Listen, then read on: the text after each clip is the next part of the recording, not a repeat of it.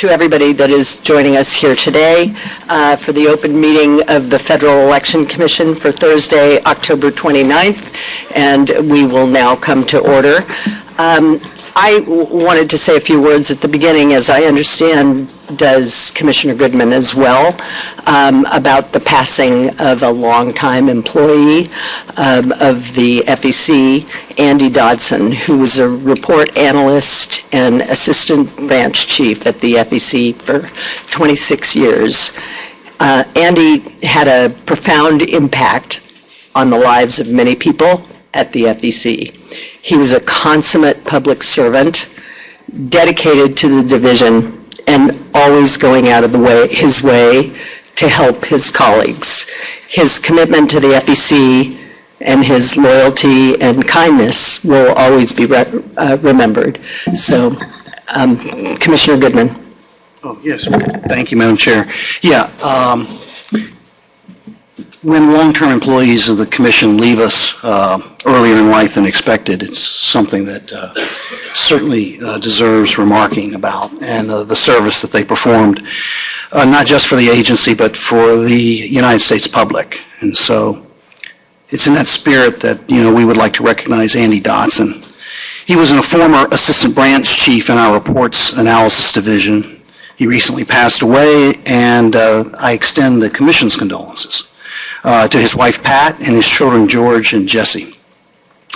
Andy served in the Federal Election Commission for 29 years in the Reports Analysis Division, starting his career as a reports analyst and retiring as an assistant branch chief in July of this year. He touched the lives of many over the years, setting a positive example for countless young people just beginning their careers here and serving as a mentor to help them become professionals. Through his commitment and hard work, Andy played a very large role in shaping and developing the Reports Analysis Division into the division it is today. He will be remembered for his kindness and compassion, even more so than his professionalism and his competence, and as well for his love of family and his passion for history and the outdoors. And so it is with a heavy heart that we remark on the passing of Andy Dodson and the loss of a colleague here at the FEC. Thank you, Commissioner Goodman. Without objection, we'll move directly to item 2 on the agenda, a demonstration of the beta version of FEC's redesigned website. I am really pleased to start the meeting today with the unveiling of the beta of FEC's new website, Open FEC. From the moment I was confirmed for this position, and I had a discussion with Commissioner Goodman about this as well, a priority for me has been to ensure that the public can easily access campaign finance information, since the provision of campaign finance disclosure is a core mission of the FEC. All the commissioners have supported this project, and the staff at the FEC has enthusiastically participated in making this beta release a reality. Today's release is a leap forward toward the goal of transparency of FEC's vast trove of data, and will be a model for open government.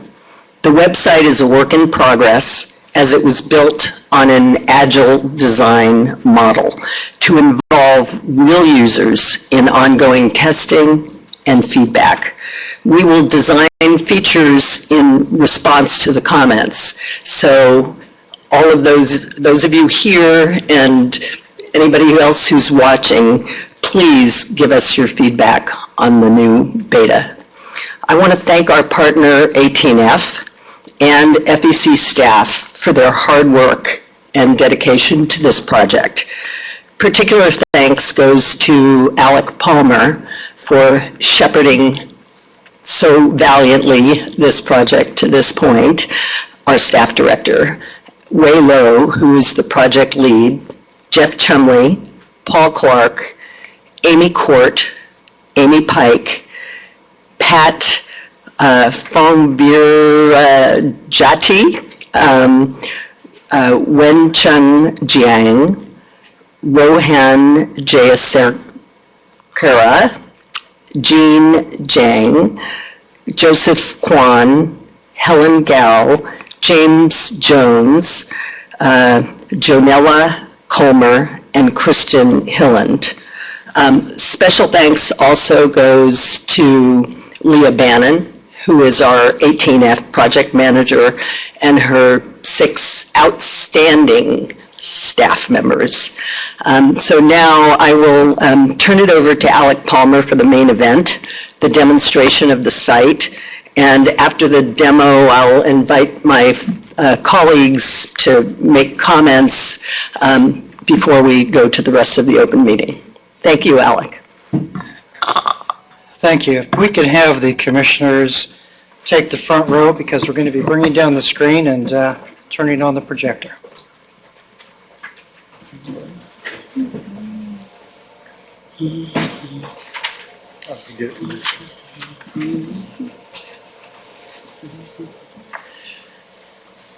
While the commissioners are moving down, just a few little housekeeping comments. You notice that we have the guest Wi-Fi. The name of the Wi-Fi and the password are on the walls. This guest Wi-Fi is also in beta today, so this is the first time you're going to experience it. So we'd be interested in getting feedback on that as well. Also, the one thing we want to bring to your attention is the projector we're using in the ceiling has been around for a few years. So the colors that you see are not going to be representative of what it really looks like. So for those of you who have mobile devices, you can log into our guest network and you can see the true color when you get to your PCs at home, at work. Take advantage of that, because some of the colors will not look right. So give us a bit of slack on that. Oh yes. Great. Thank you. So again, I'd like to add my comments and thanks to all the commissioners, because with all 6 supporting this effort, it certainly makes it much easier for us to be able to accomplish these goals. Since the open meeting today is such a packed agenda, what we'd like to do is, if you have any questions or comments, my staff in 18F after the demo will be retiring to the public hearing room on the first floor, and so we'll be spending the day there. So we invite you, when you're free, to drop by, talk to us, and we'll be happy to answer any of your questions. Let me just take a minute, if I may, to tell you how we got here. The beta site that you're currently looking at is basically a landing page. It's a work in progress. But more importantly, think of this site as a vehicle to improve upon the experience and the process to add new features to the website. Since this is a beta site and a work in progress, we want to remind you that the FEC.gov site is still the go-to destination that we encourage people to go to. In partnership with 18F, we're following basically a development methodology that supports the administration's new philosophy based on user-centered processes. What you're going to see today is by no means a complete website, but rather the foundation for more additions. And as we continue to get feedback, new features will be added every few weeks to this beta site. For example, we heard loud and clear that it was the general public that thought that campaign finance data in their minds was all about candidates. And so our goal was to make sure that as we built the first portions of this website was to focus on that and make sure that those numbers and the data was very visual. But we're also compiling data right now, as everyone knows, in 2-year cycles.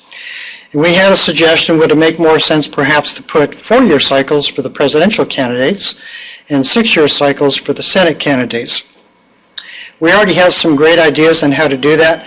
But this is the purpose of the beta, because we want to get more feedback on the best way to do that. So reaching out to the public is the way that we can ensure that what is presented at the end of the process is something that is truly meets the needs of the public. I direct your link to the top right-hand corner of the page. You'll see a little beta name there that is underlined. When you have time, click on that. That will describe for you the whole process that 18F and the FEC has worked through in the methodology. I'm not going to take time to go through that today, but that will give you some, I think, some very helpful background.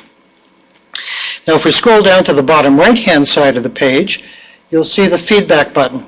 The feedback button on the right-hand side is going to be very, very important. We hope to get a lot of feedback, whether it's good, bad, or just ideas of how to make it better. This is going to be very critical to us. So this feedback button will follow you no matter what page you're on. So we wanted to make it easy for you to provide feedback to the team. Now, scrolling down to the very bottom of the page, you've probably heard basically about the application program interface, or APIs, that 18F has been working on. This went live in July of this year. Since then, we've had 434,000 hits just on the APIs.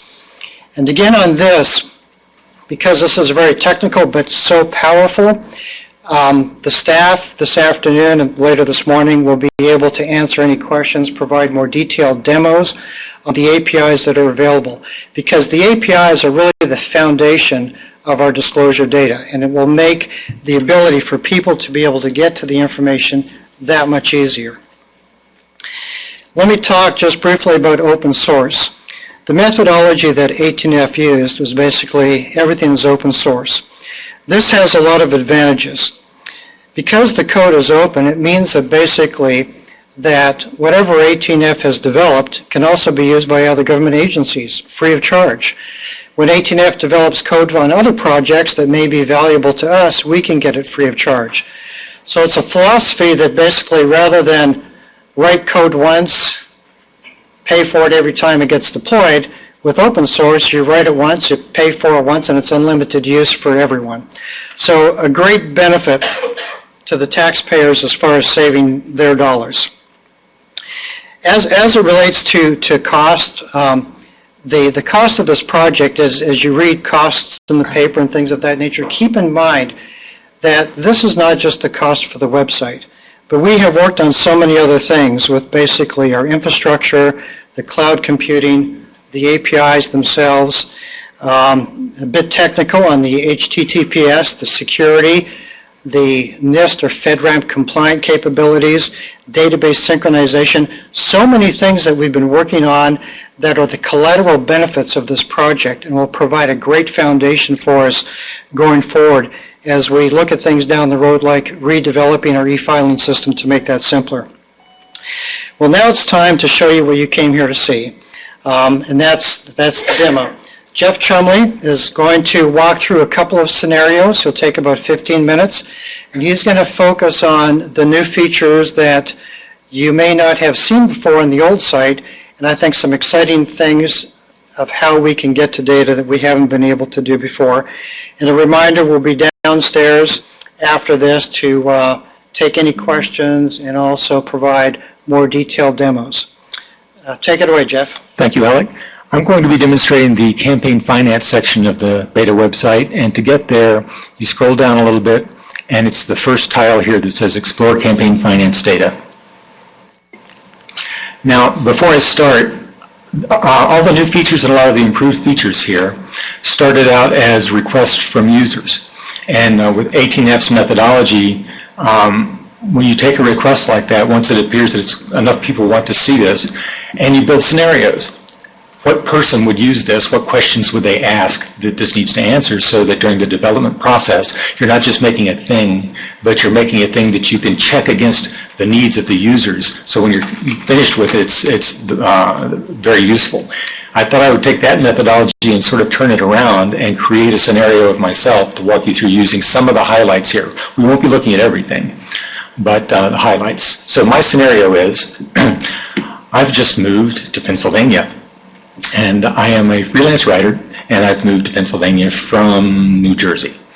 Okay, so not only am I a freelance writer, but I'm a politically aware guy. I want to know in my new home state who's running for what and what's going on in federal politics. So the first thing I see is a brand new feature of the website, and I can go to my state and district to see who the candidates are. I'm new here, I don't know my district yet, but I do know my zip code. So I'm going to put in my zip code, 7110 in Harrisburg, and scroll down and I'll see results. I've got presidential election, which of course is no different than it was back in New Jersey, so I'm going to scroll down beyond that to the Pennsylvania Senate. Looks like there's a 2016 race and that the current office holder is Patrick Toomey. And if I want to look at more, I can choose View All, so I'm going to do that. Now, we have a candidate comparison that shows the 6 candidates there who have filed campaign finance reports. Now, this kind of information you can get to on our current site, but not nearly as directly. And I can then scroll down further to something that really is new, and that's a direct comparison of candidates by contribution size and by contribution location. Now, I can see the 6 candidates here, and I can see that it's broken into from under 200 to 2,000 and over with different slices in between. And I can look at the data. I'm a data guy. I can look at the numbers, or at a glance I can see where the big numbers are by the size of the bar under the number. So I think that's pretty useful. And again, I'm just poking around here. I'm new. I'm just trying to get the lay of the land. So I'm going to scroll back up here a little bit and choose contribution location. Now, I see it's by state and contribution total amounts by state. And that's interesting too. And again, I can see the numbers and I can see the bars. I could also click on the number if I want to see the transactions that go into making up that number. And you can see here, I'm not going to go deeply into this. If I want to drill down into here, I've got a lot of search options on the side. I could narrow it down to city and people's names and various things. And if I want to see more detail on a particular transaction, I can click on the little flyout arrow and see more information. I could look at the original image. Remember, this is a Senate report, so it's on paper. I could go actually look at the image. Okay, I think that's interesting, I think, as the new Pennsylvania guy. Okay, new Pennsylvania guy also notices over here, I've been looking at tabular data, I can look at a map. The map shows, it shows the incumbent, but it's showing who has brought in the most money so far, and I can add one more, and it's the next most. And I could compare any two at a time, but for right now I'll just compare these two, and it's a graphic representation, and I can mouse over the states and we see the different amounts. And while I'm here, I might think this is interesting. I might want to put this page on my blog. Okay. I notice by the way the URLs are written that unlike our current site, you can just capture this URL and use it anywhere you want. You could email it to somebody, you could put it on your blog, and they will see the same page you see. And the page will be updated based on the data. If you look at the same URL 6 months from now, the numbers will be different. They'll be correct numbers for 6 months from now. And the other thing I see that's, that I want to check out here is the Other Spending tab. And that shows independent expenditures. Now, of course, right now there aren't a lot. As we get closer to the election, there will be a lot more. You know, this is this amount spent by this organization to support or oppose this candidate. Okay. Now, that gives me a kind of overview. But I'd like to get to know a little bit more about the incumbent. So I'm going to click on the link to Patrick Toomey. And there, I could have clicked on that link at any place that had Patrick Toomey's name, but it happened to be right there, so I clicked on it. And what I see is a kind of a little home page for Patrick Toomey's federal campaign finance. The first thing I notice is I'm looking at data for 2015 and 2016. And let me break character for a second and reinforce what Alex said. This is a 2-year period, but this is a 6-year candidate. This is, Senate is a 6-year cycle. So we're looking at the best way to build in the ability to see it in the 2-year slices or in a 6-year slice, whichever you want. And since we're working on that now, it would be very helpful if you were on this page, if you clicked on the feedback box and gave us any thoughts that you have, any ideas about how to make that clear. And scroll down a little bit and we see an overview, some big picture numbers, total receipts, total disbursements, ending cash on hand, and debt. And you can get this information on our current website. This in itself isn't new, but the way we got here is brand new. And I can also see that Friends of Pat Toomey is his campaign committee, and if I want to look at more detailed information, I go there.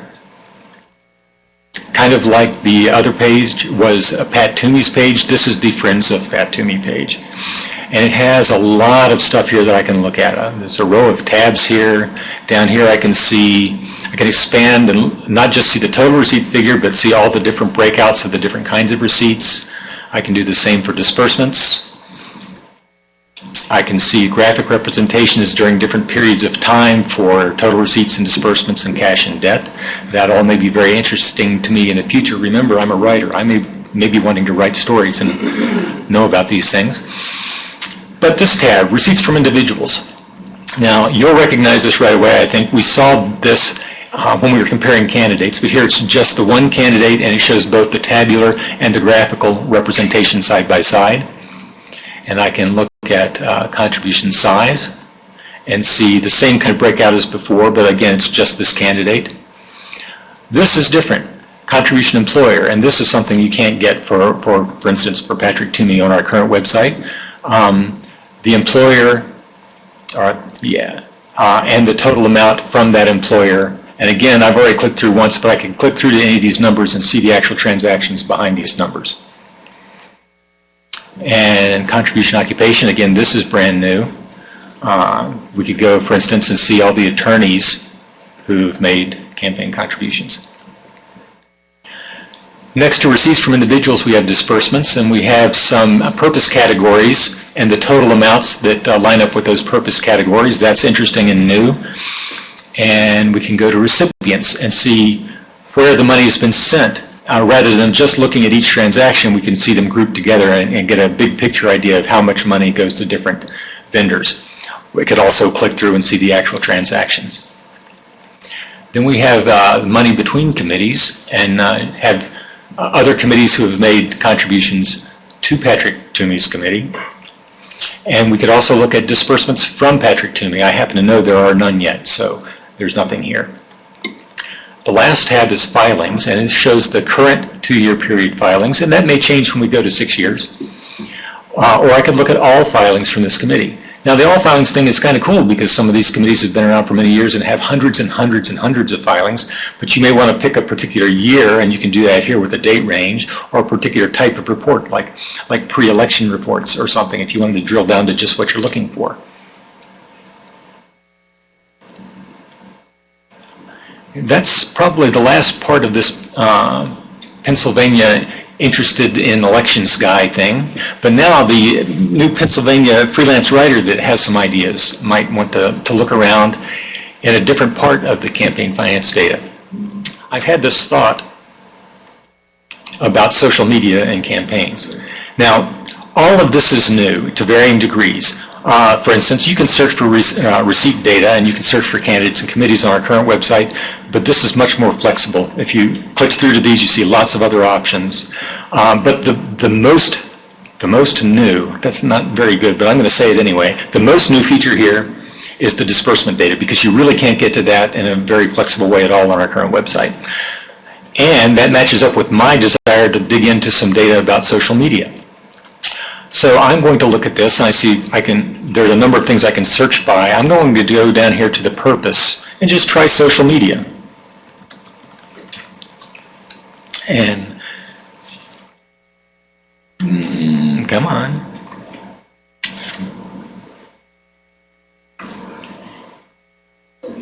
It's possible. Did I? I did. Thank you very much, Commissioner.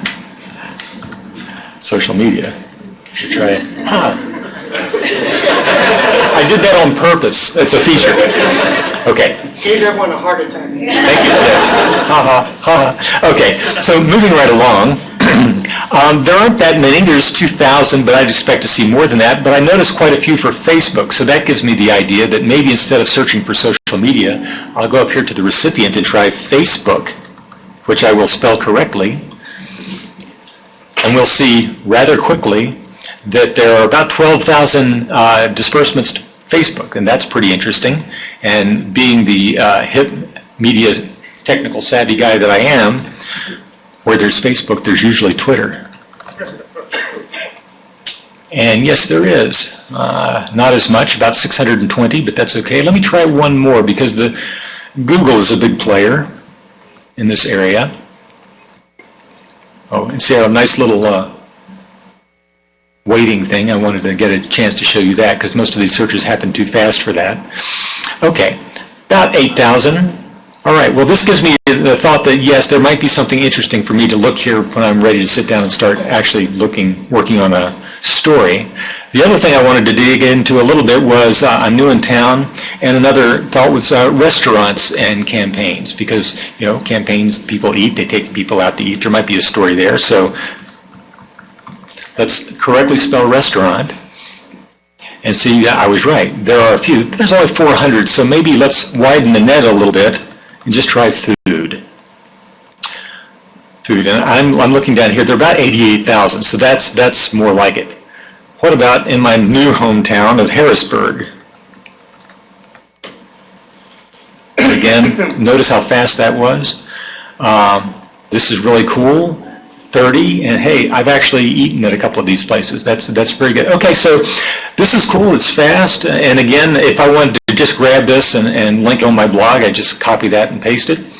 And as both as interested political guy and as freelance writer guy, I see there's a lot of use here.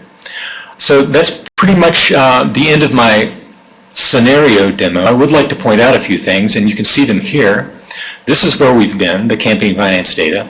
There are some things on the horizon here. One of the next things will be registration and reporting information for people who want to be a candidate, run a committee, file reports with the FEC. We have a new calendar coming that's got cool features with linking up with things like Google Calendar and other calendars. We have, again, we've mentioned several times, I'll mention again, the 2, 4, and 6 year cycle information. And you may have noticed, some of you data people out there, that I haven't been exporting anything, and that would be really useful. That's one of the things that's coming soon, the ability, when you do any of these searches, to export the data into formats that could be useful to you. And that is pretty much it for me. Thank you. And like Alex said, we'll be down in public records, mostly for the rest of the day, to answer any questions anybody has. Thank you.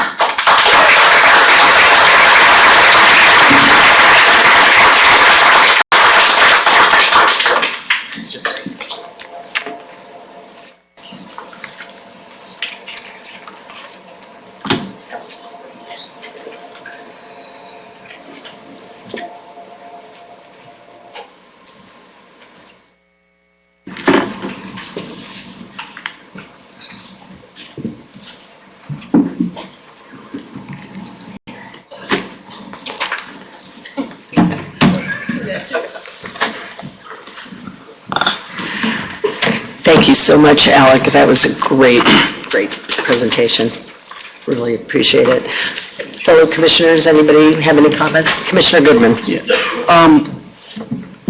As the chair mentioned, what you just saw, well, it's still a work in progress, and we're asking for public feedback to make it better. What you just saw started as an idea, and it started as an idea of agreement at the chairs in my joint Senate confirmation hearing. And I want to thank all of the commissioners. This has been, so far, it is a $3.5 million project. $1.5 million spent last year and $1.9 budgeted by this commission with by consensus for this year.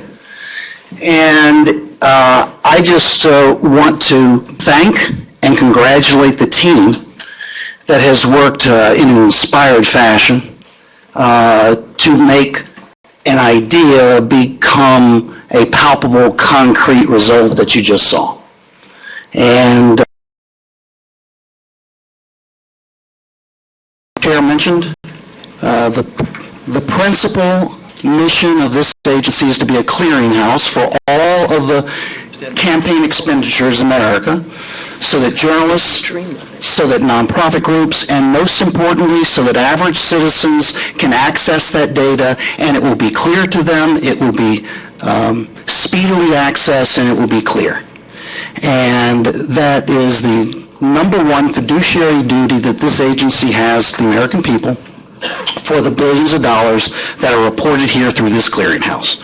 And I believe that this is a great first step toward fulfilling that fiduciary duty, and I want to, not to the exclusion of anybody, but I want to thank Alec Palmer for leading this project for our agency and for his inspired creativity and diligence and competence in pulling this project together. So, Mr. Palmer, thank you. I want to thank your team. The commissioners didn't do this. Our staff, working with the coders at 18F, did this, and I just think that we at the commission owe our staff a big debt of gratitude and appreciation for developing what you just saw. Thank you. Thank you, Commissioner Goodman. Any other comments? Commissioner Weintraub has laryngitis, so she's going to be speaking through hand gestures today. All right, let us return to the agenda then. Thank you all very much. Agenda item number 1 is correction and approval of minutes. Mr. Vice Chairman, do you have a motion? Yes, I do. Thank you, Madam Thank you. Chair. I move approval of the minutes for the open meeting held on September 17th, 2015, as set forth in agenda document number 15-55-A, and also the minutes for the meeting held on October 1st, 2015, as set forth in agenda document number 15-56-A. Thank you. Any comments, questions? All those in favor, please indicate by saying aye. Aye. Aye. Aye. Thank you. All right, Madam Secretary, that motion passes unanimously. There are also some late submitted documents this morning, Mr. Vice Chairman. Yes, thank you, Madam Chair. I move that we suspend the rules on the timely submission of agenda documents in order to consider the following. Agenda documents numbers 15-57-A, 15-57-B, 15-58-A, 15-54-B, 15-54-C, and 15-51-C. Thank you, Mr. Vice Chair. Any comments or questions? All those in favor, please indicate by saying aye. Aye. Aye. All right, Madam Secretary, that motion passes unanimously.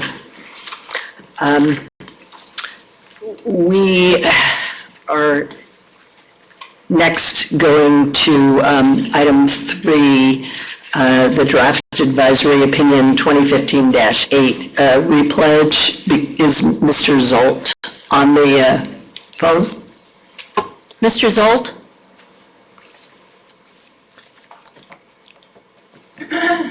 On the phone? Oh, thank you, Mr. Zolt. Okay. Welcome, Mr. Zolt. And I enjoyed watching the webpage demonstration. It's going to be great, isn't it? Yeah. All right. We also have with us Theo Lutz and Amy Rothstein from OGC to discuss the matter, and Mr. Zolt. Is there a staff presentation? Mr. Lutz. Thank you. Thank you. Good morning, Commissioners. Agenda documents 1551A, 51B, and 51C include 3 draft responses to an advisory opinion request by Repledge. I think you might need to put it closer. Repledge is a for-profit corporation. It proposes to establish a web-based platform through which an individual can pledge funds to a federal candidate and designate a charity to receive the funds if the pledge is matched by pledges made by supporters of the opposing candidate. All the drafts conclude that Repledge's proposal is permissible under the Act, though their reasoning differs. If the Commission approves a draft, we request authority to make technical and conforming changes. The Commission received 1 comment on the request. Thank you. Are there any questions? Mr. Commissioner Goodman. Yes, Mr. Lutz, in an attempt to draw some agreement to the middle, there was a new draft C that was issued belatedly this morning. Can you draw the principal distinctions between draft B and draft C? Draft C was drawn to draft B. And have you had an opportunity? Very quick cursory glance. It's somewhat unfair of me given the late arrival of draft C. it's my understanding that there's not a significant difference between B and C.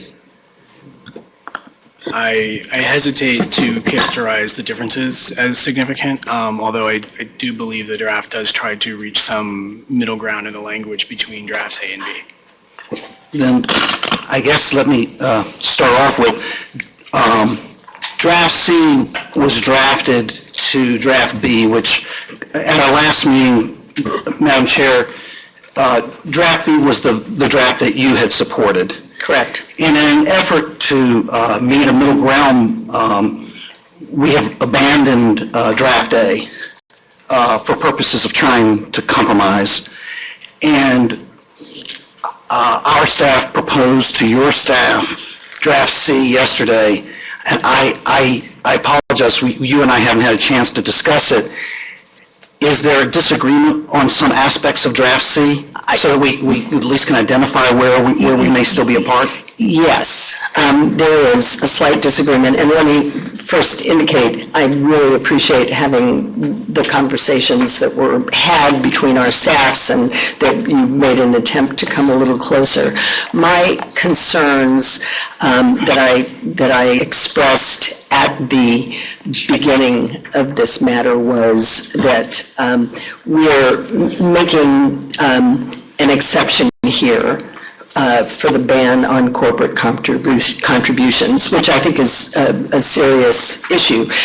But in deference to repledge, I'm willing to extend it with respect to that exception with respect to precisely what repledge is suggesting that they will do and nothing more. And the language in your draft is broader than what they themselves are proposing. So if you are willing to narrow it to just the circumstances that relate to what Mr. Zolt is proposing here, I think we can reach agreement. Can you identify my sense? But my sense was that it was probably a paragraph or two, and maybe a couple of sentences in those paragraphs. It may well be. So where are those points that you believe we've strayed from? Well, I think for one thing, this is looking at my white draft B. On page 14, Bear with me. lines 10 and 11, that has been removed. Page 14? Do you have something else? Oh, okay. Okay. Oh, page 9. Okay. On which ones? Here. Yes. Okay. All right. Back up. We're on page 9. I didn't have your draft in front of me. I'm sorry. I had an older one. It's on page 9 Of draft? of draft, the compromise that you Draft C. sent, draft C. Okay, page 9? Page 9, and it's the lines 16 through, Are we on the blue draft or we're on your draft, white draft C. the white draft? Okay. White draft C. It's the paragraph with the issues that you lined out, starting on line 16, and then, and I can read the sentences if you wish. Please do, because I think Okay. I'm on. It's Although- limited subset of a set, this is what you've lined out, set of opposing candidates with pledges to one effectively canceling out pledges to the other, and then going down to line 19, selecting its candidate recipients to influence the outcome of the election, and line 22, and without any preferential placement or treatment. And those are the factors that I believe are important to limit this to what Mr. Zolt is proposing in repledge, that will more narrow that exception. Without them, it opens it up to broader possibilities that I'm not prepared to do at this moment with regard to the AO. So if you are able to accept those changes, Let me be clear on what they are. Okay. In the sentence that begins, although, Repledge's members will use its website to contribute to to a limited subset of candidates. a set of opposing candidate, right, of a set of opposing candidates. I'm sorry, I don't see the word Pledges. opposing in any, It's- oh, I see. It's, This that's selection, what I want to go back in. okay, bear with me.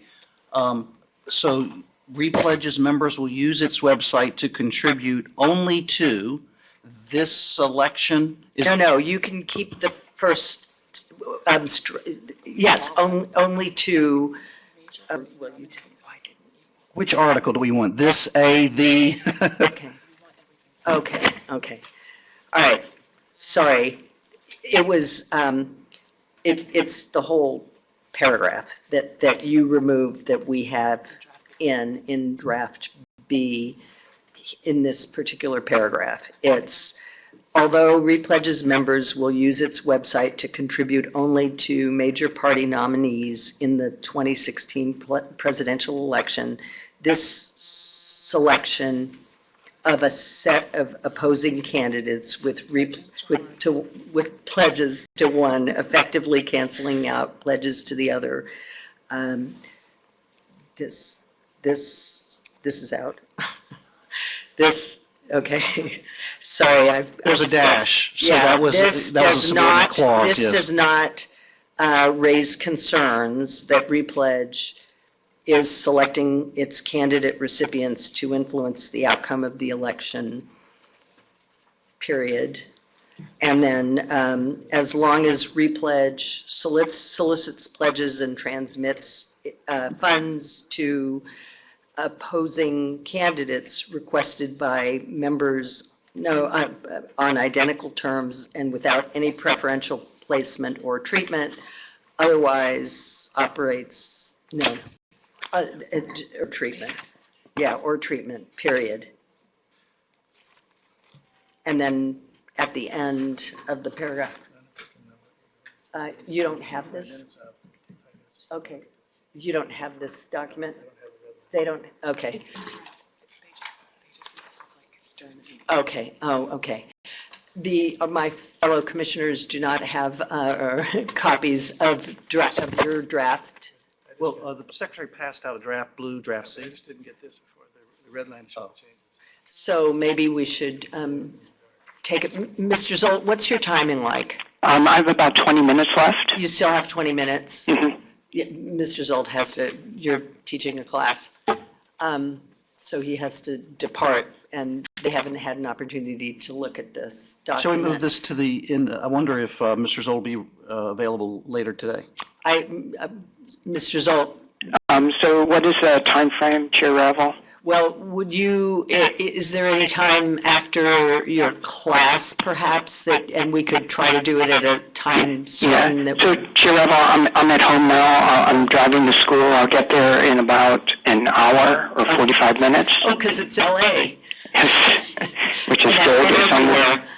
And I can call the staff when I arrive. Approximately what time, just so we have a time certain? It's 11 o'clock here now, so. Yeah, so it'll be perhaps about noon. About noon our time? Why don't we? Does that make? Why don't we does- take this back up at noon? Can we take it back up and make sure that everybody has a copy and we can take a few minutes so people can review it? Thank you very much for your Okay. patience, Mr. Zold. I really appreciate it. Okay, I'll give you a call around noon o'clock your time. Okay, Thank thank you. you. All right. So we will move to the next item on the agenda. It's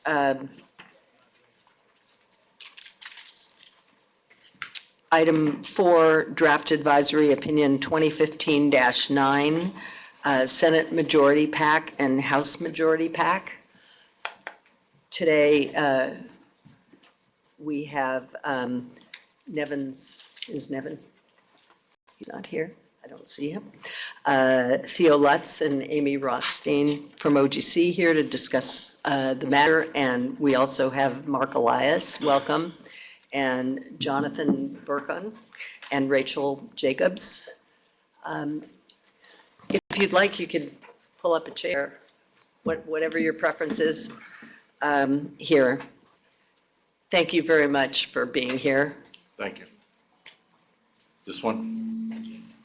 All right, I've been told to use the left mic. Oh, right, I don't think the other one works. Okay. Thank you.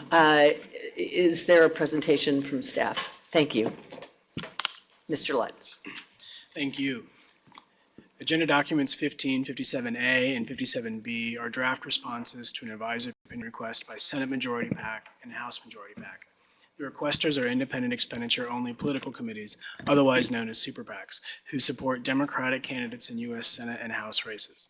The requesters asked 12 questions about their proposed activities, which involve individuals contemplating federal candidacy, individuals who are federal candidates, and other super PACs. Both drafts conclude that some of the proposed activities would be permissible under the Act and others would be impermissible under the Act. Draft B also concludes that the Commission is unable to answer questions 11 and 12. At the time that the meeting began, the Commission had received 5 comments on the AOR and the drafts. And if the Commission approves the draft, we request authority to make technical and conforming changes. Thank you.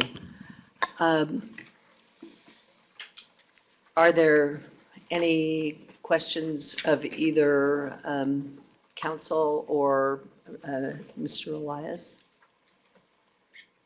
Commissioners? Any discussion? Any discussion? I'll start off with a question that Yeah, That's been no, on my question. mind. Right, and please. But it's a legal question. It's not so much about the request, but since you're the requester, Mr. Elias, I just... And I'm a lawyer. Excuse me, the lawyer for the requester. Thank you. One of the issues knocking around in all these questions is before an individual becomes a candidate,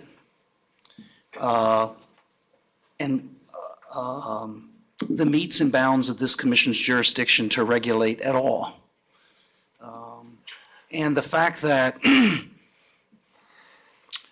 even testing the waters expenditures are extra statutory.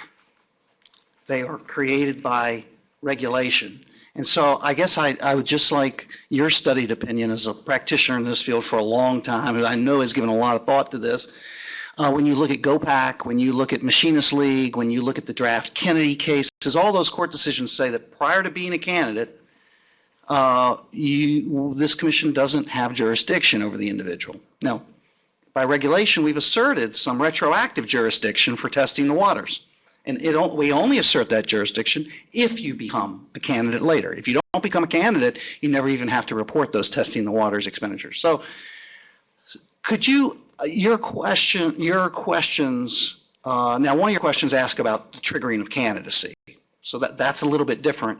But for all these activities before somebody becomes a candidate, where are the metes and bounds of our jurisdiction?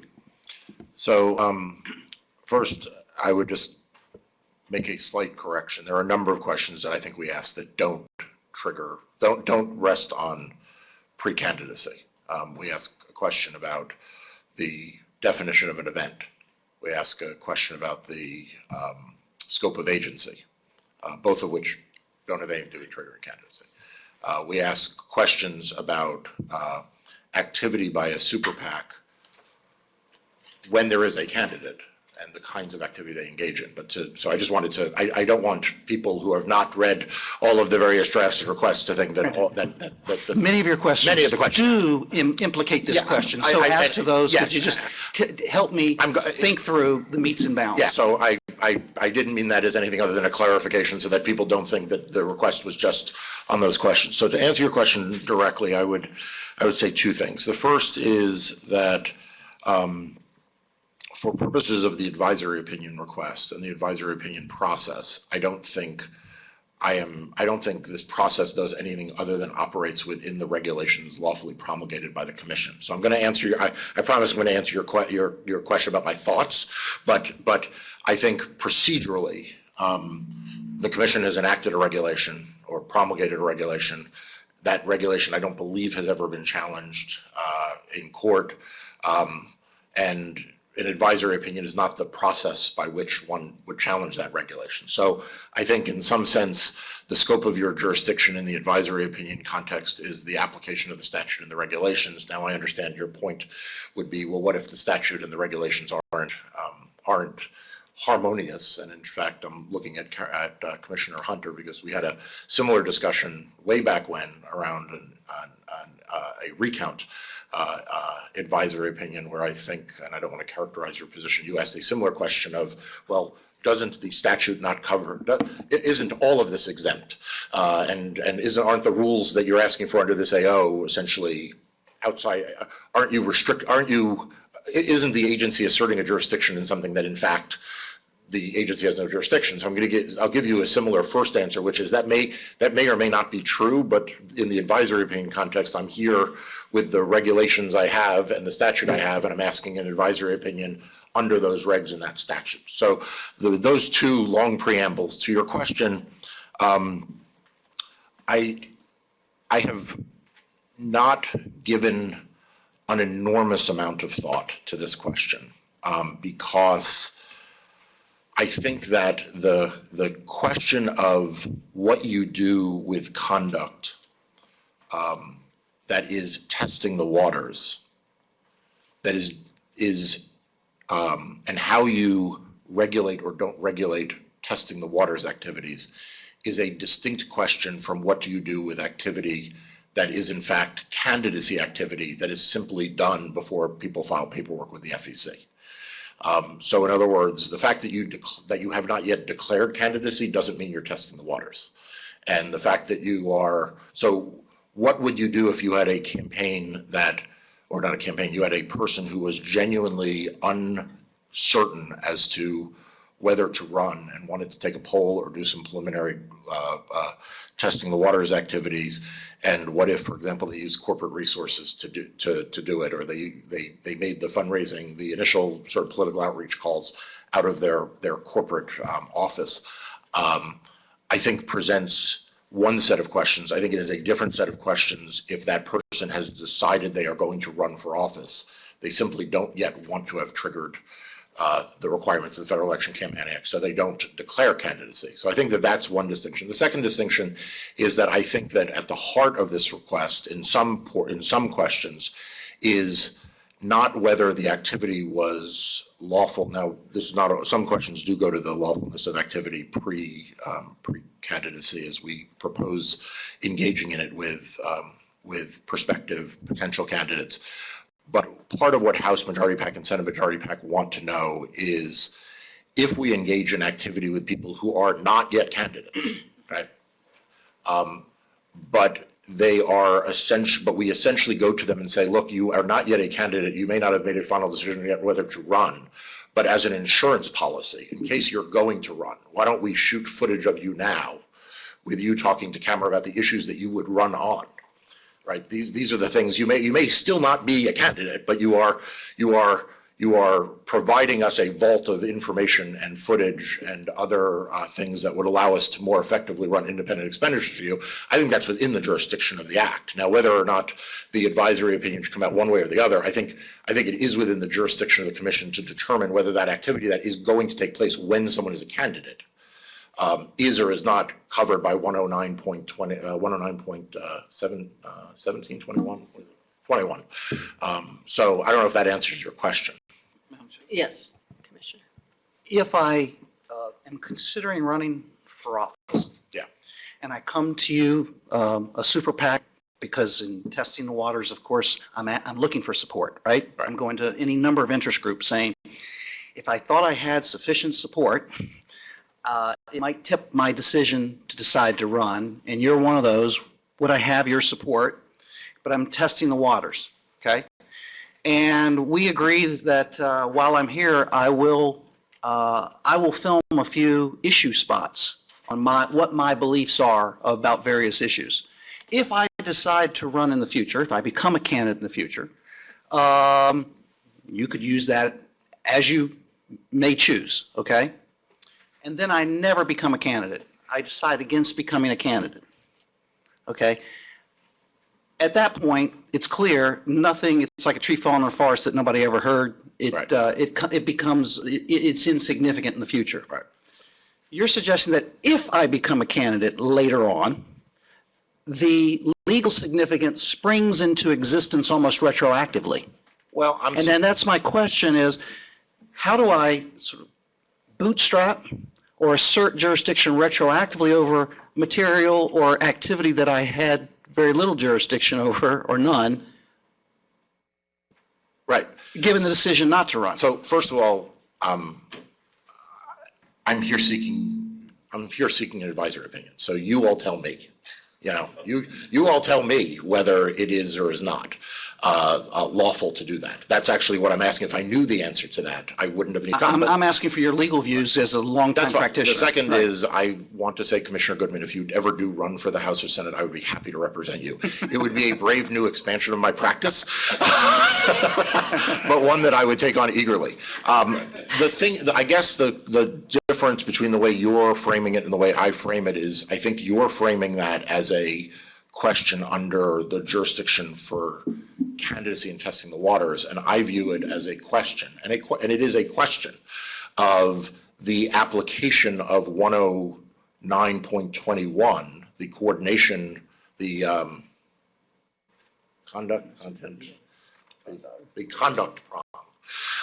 Right, the conduct prong, whether the conduct prong can be triggered for activity that took place before one was a candidate. That's really, so it's not about, it's really not were they testing the waters at that time? Were they not testing the waters at that time? It's just, if you have coordination pre-candidacy, does that implicate the 109.21 conduct test? And I think it's an interesting question, and I think it's one worth asking, which is why House Majority PAC and Senate Majority PAC asked it, because there are a lot of House and Senate races for which this is a very live issue.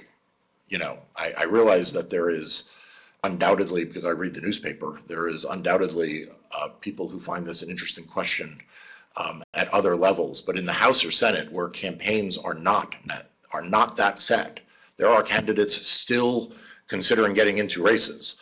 And House Majority PAC and Senate Majority PAC, if freed to do this, stand in a very, in a very important place as organizations. I think Senate Majority PAC may have been the second largest super PAC spender last cycle. House Majority PAC was a significant organization in spending, and if in fact there is no look back to that, whether it's testing the waters or not testing the waters, that's an important thing for us to know. Thank you. Commissioner Weintraub, try it. Whisper in. I'll listen very carefully. This is actually directed towards my colleague. Oh, good. I believe your premise is wrong. The testing the waters regulations do not extend the statute retroactively backward to a time or a place where we otherwise wouldn't have jurisdiction. The testing the waters regulation is an exemption to what would otherwise be absolutely considered under the statute to be candidate activities. The Commission decided many years ago that it would allow candidates a little bit of an opportunity to do a little traveling, to test their message, to see if they could raise some money, if they could have a viable candidacy. And what the Commission did was to create this exemption, and it says quite clearly, first words under the Testing the Waters regulation are general exemption. It's an exemption to what the statute already covers. And what the Commission said then was, while you are in this testing the waters phase, before you have decided to become a candidate, to throw your hat into the ring, the Commission is not going to require you to file reports. But you have to track all of your contributions and expenditures, because should you decide to become a candidate, at that point, all of those contributions and expenditures will need to be reported.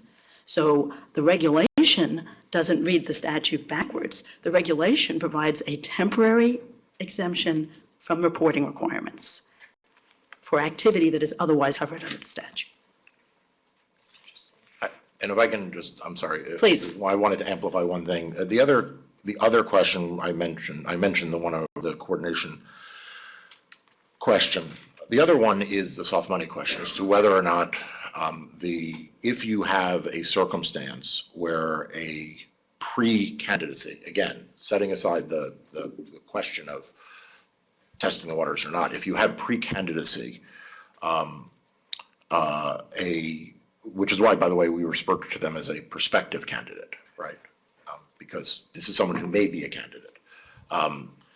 If they participate in the formation of a super PAC, does that implicate the soft money prohibitions with respect to raising and spending money by that entity later?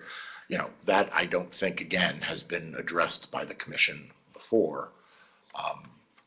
I asked a different question that was sort of in the same space, but didn't answer this question with respect to Erin Bilbray in an AO that was, I'm pointing at Commissioner Walther only because he's from Nevada and she was from Nevada, not because, not for any other reason, which had to do with whether someone who founded a 527 and ran for Congress, what could be that relationship. But the question of if you have someone who forms or is involved in the establishment of a super PAC, what implication does that have for the super PAC's ongoing spending of raising and spending of money? Does it trigger any part of the Part 300 restrictions? And again, these are novel questions, and they are questions that I think are very much alive right now in the House and Senate. And I think they're alive in the House and Senate on both sides of the aisle, so to speak. And we came to the FEC because we think they're important for the FEC to resolve. Any other, Commissioner Goodman, you've got that look. No questions. I want to use this constructively, Mr. Elias. We can discuss the assumption that you have jurisdiction to begin with over non-candidates in order to then have the government grant them an exemption. Some people question that first step of that analysis, but you had to assume jurisdiction in the first instance over a non-candidate to then define testing the waters as somehow an exemption from contribution expenditure. It's a bit of an existential question.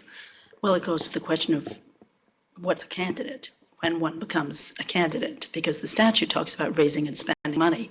And during the testing the waters phase, if nobody was raising or spending any money, they wouldn't even fall under the testing the waters exemption. They wouldn't be, if somebody's walking around their neighborhood saying, hey, do you think you could support me if I ran for Congress? That doesn't fall under anything because they're not raising or spending money, and that's what triggers our jurisdiction, is when people start raising and spending money. What the testing the waters exemption does is provide a little bit of space for people who are raising and spending money before they have to start reporting, so that they can gauge whether they think that their candidacy would have a chance and whether they really want to go all in on this. But it's all about the money. Not all. It's also, because it's a two-pronged test, you have to seek election. And if you're not seeking election yet, you haven't met the first prong of candidacy. The raising and spending of $5,000 is the second prong. So if you haven't made any commitment to run, you're not even sure if you're going to run, you haven't necessarily met the first prong. And there are all these objective standards we have on whether one has manifested the intent to run. So, but we don't need to resolve that here today for this purpose. I don't want to take up too much of Mr. Elias's time. Okay, any other questions? Commissioner Hunter. Thank you, Madam Chair. It's my understanding that we're not going to be voting on this matter today. That's what I'm told, but I just had a question. At this point, there are 2 drafts public, as you well know, and was wondering if you had an opportunity, Mr. Elias, to review those, and if you had any comments or questions on those. I did have an opportunity to review them. And of course, mine was the best. What? Nothing. I won't, I don't know who,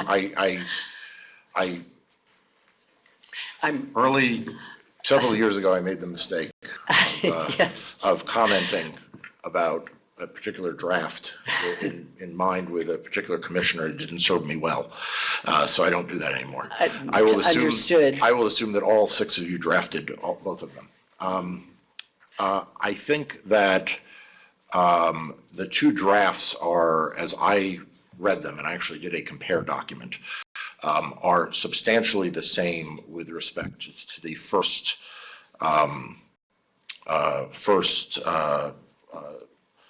10 or 9 or 10 questions. 10. 10. The last 2 questions that go to the agency and the event are different. I would say that, so I will start with the last 2 questions because that's where the difference is. I would say that if we have consensus among 6 commissioners on the first 10 questions, you will have done yourself, or 9 questions, you will have done yourself and the American public a great service. But focusing on the last 2 questions first, I think that on the agency question, it is not useful or constructive to I don't think that's me. It's not useful or constructive to say that we can't know without a rulemaking. I mean, the truth is, I have a right as an advisory opinion to ask under the rules we have. I mean, in some sense, it is a little bit of the same answer I gave Commissioner Goodman, telling me that the world should be other, the FEC's rules should be other than as they are, and I should seek an AO after you all have done a rulemaking, is really telling me that I don't have a statutory right to a rulemaking, to a statutory right to an AO, which I do.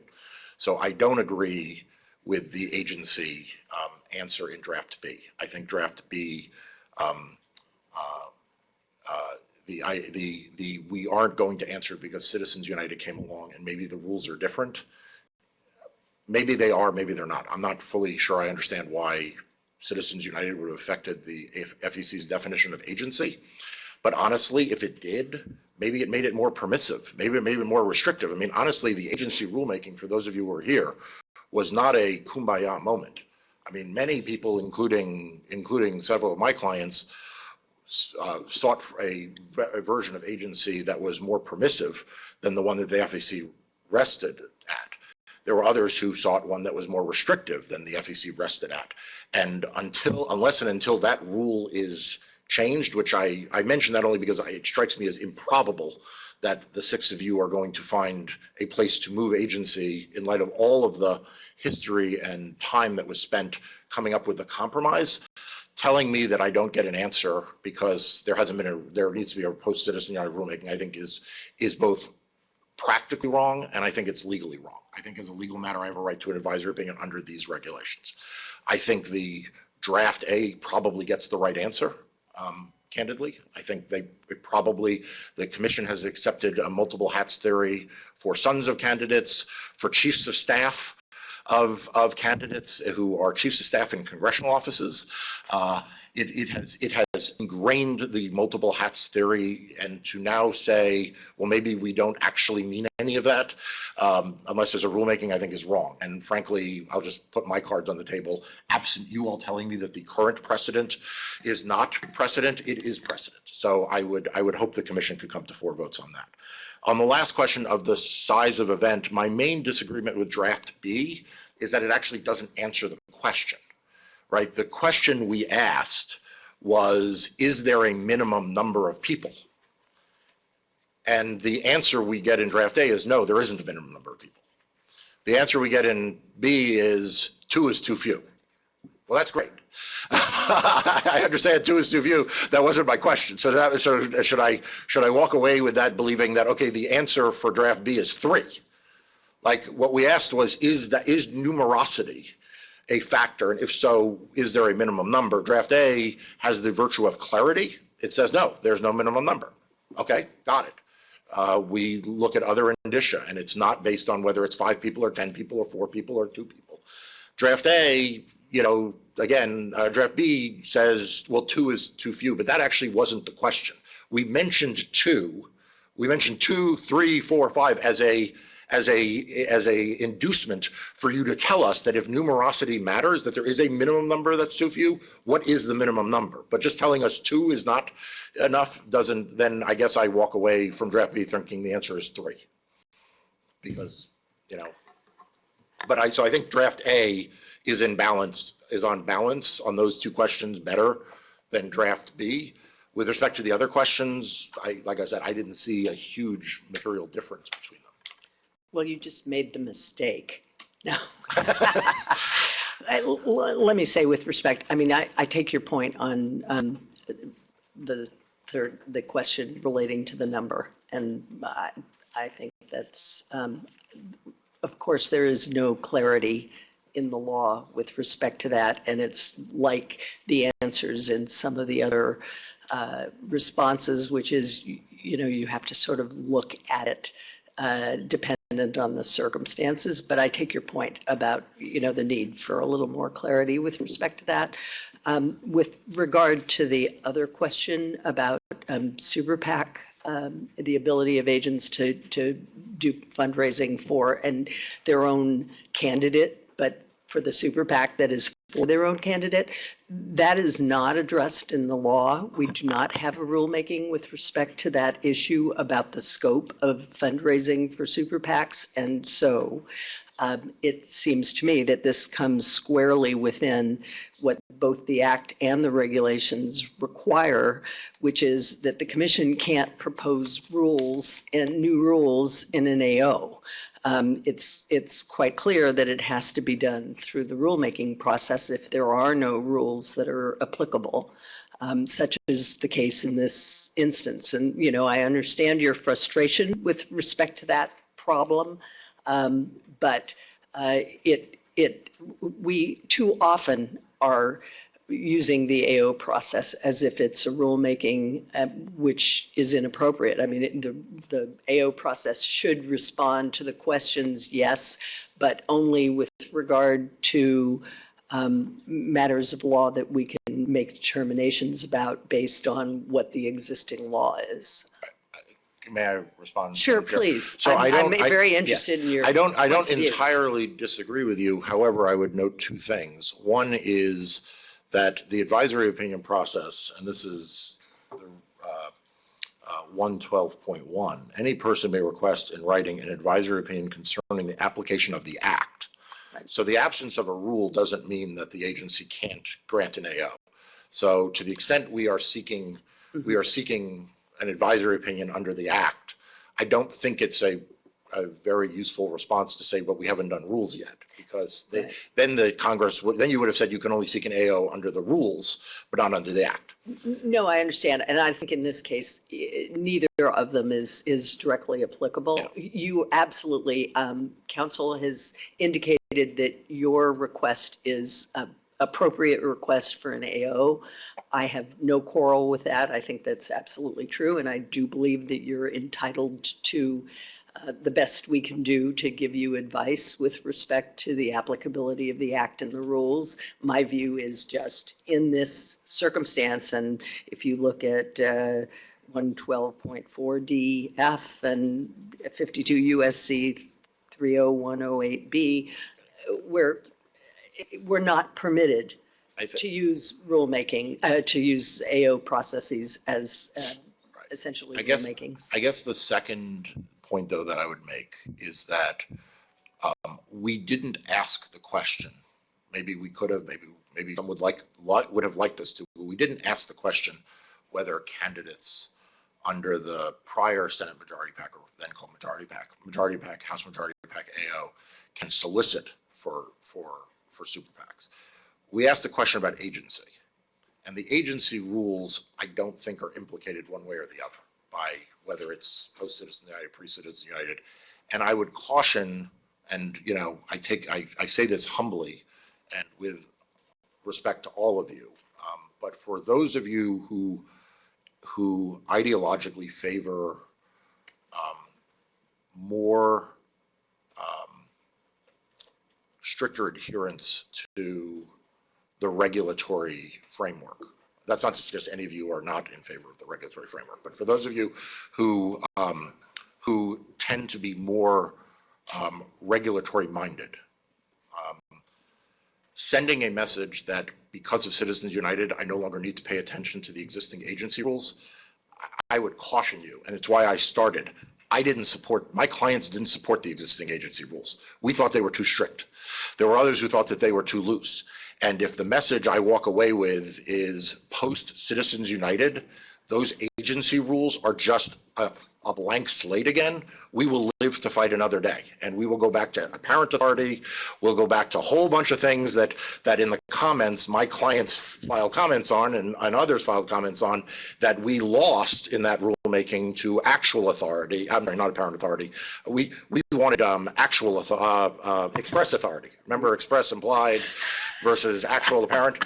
We will go back to saying, well, blank slate, it's only express authority. Yeah. And it's not implied authority. So I think that's not I think that the commission in the course of this should not cast doubt on the agency rules as a whole. And I think draft A does a nice job of basically saying, these are the principles of agency and of the FEC's agency rules and FEC agency advisory opinions, and we're going to stick with them. And so long answer to short question of what do I think of the two drafts, those would be my two comments. And let me just, respond to that, which is, I was obviously not here for that debate, and I appreciate your comments, and I'll go back, Yes. right.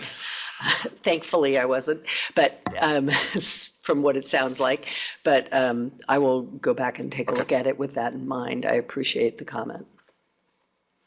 Commissioner Weintraub. I think your point is well taken. I think you're entitled to an answer to your questions. I regret that you had to come in an advisory opinion context and ask a lot of questions that I think would be better addressed through a rulemaking, should have been addressed through a rulemaking. We long ago should have done a rulemaking that would have addressed all of your questions and wouldn't have made it necessary for you to come in this context to ask these questions.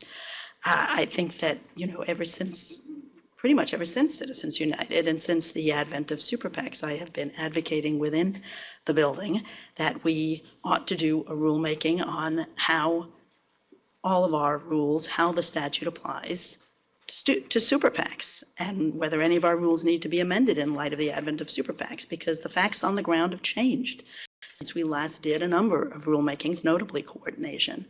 And I think we are derelict in our duty in not having done that. And I regret that I have never been able to convince my colleagues to engage in that effort.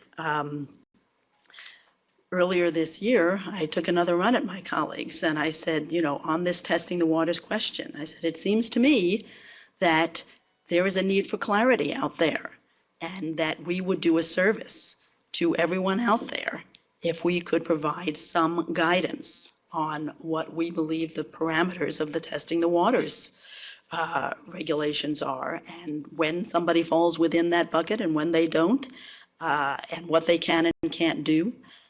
And I don't think there is something that is sort of a pre-testing the waters phase where somebody is experimenting with being a candidate, but they're not even testing the waters. That seemed to be a theory that was floated for a while, but I think people have backed off on that. But again, I could not get any buy-in on providing any kind of guidance on that. And I think that is regrettable. And it is also regrettable that we find ourselves frequently issuing advisory opinions that would be more appropriate for rulemakings, but that's what happens because the statute does not require us to do rulemakings, even when it seems pretty apparent that we should, but it does require us to issue advisory opinions. So while I regret that we have not already answered all of your questions through a comprehensive rulemaking, I agree with you that you are entitled to answers. And I gather that we're not going to vote today, but try and come up with some that I'd be willing to support by the time we are voting, which I think will be at the next meeting. May I inquire, maybe is procedurally not appropriate, so you can tell me no. If there are two drafts and they are substantially similar on the majority of the questions, the reason for not voting is what? I mean, I've been in a well, lot of procedural postures at this table. I'm just trying to understand this. I think the reason for not voting is because Dan Backer sent us a letter saying that we shouldn't, because, no, because it came, yeah. I think my colleagues will have to respond to that. Are we ready to vote today? Mr. Vice Chair. Well, I think the understanding, I think that it's been commission-wide, the understanding was that we wanted to schedule this, this meeting because we knew what our our outer limit for answering this question. I think that all advisory opinions are not necessarily created equal. They are entitled to the same statutory protection, but this one raises a number of very interesting, complex, and not innovative, but timely questions. And you've as you have with many prior requests, you present a very meaty issue for the commission to consider, and we wanted to have this opportunity, and I think we all wanted to have at least one meeting. We had a little bit of a gap during the middle of the month because of, we had an FEC conference and so forth, so we knew that there was going to be some time off, but we wanted to make sure that there was at least one meeting where we could ask questions, one or more drafts be out there to ensure that if there are some issues that need to get teased out beforehand, that we have kind of a buffer of a meeting so that the next time we can kind of put rubber to the road and answer the question definitively. So anyway, so that's the long and short. That we wanted. I understand that and appreciate that. I just didn't have the backstory. So yeah, I hope that provides a little bit of. So yeah. The next meeting is November 10th, which is the day. And so we will be deciding it for certain on that day. Commissioner Weintraub. And just so you know, Mr. Elias, this one's for you. Just so you know, just because there are two drafts now that are substantially similar on 10 questions, I do not believe that you should automatically assume that that means there is consensus on the commission on those 10 answers. Oh, I know that. It's not my first rodeo. Right. I mean, I understand that drafts come up late. There will be, we could go up to G, F, G, H. Anything could happen. I got that. I didn't know, I didn't, in this instance, I could play out in my head different scenarios where different groups of commissioners might have drafted draft A or draft B. And I just didn't know, so I didn't want to presume that it did not reflect the full range of views of the commissioners. But I understand that when before November 10th, it is impossible to know how many additional drafts will come in. I personally do not know where some of my colleagues are on some of these questions. So there's no way for you to know. Right. I think the only thing that I'm taking away, which I think is important, is it does sound like I'm hearing from I hope all, that the questions will be answered.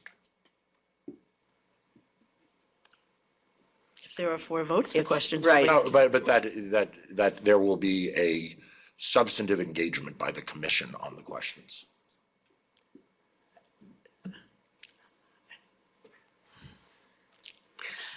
Commissioner Walther. Well, I'm not going to predict on that. I did want to say though that. I honestly, that I think we're entitled to.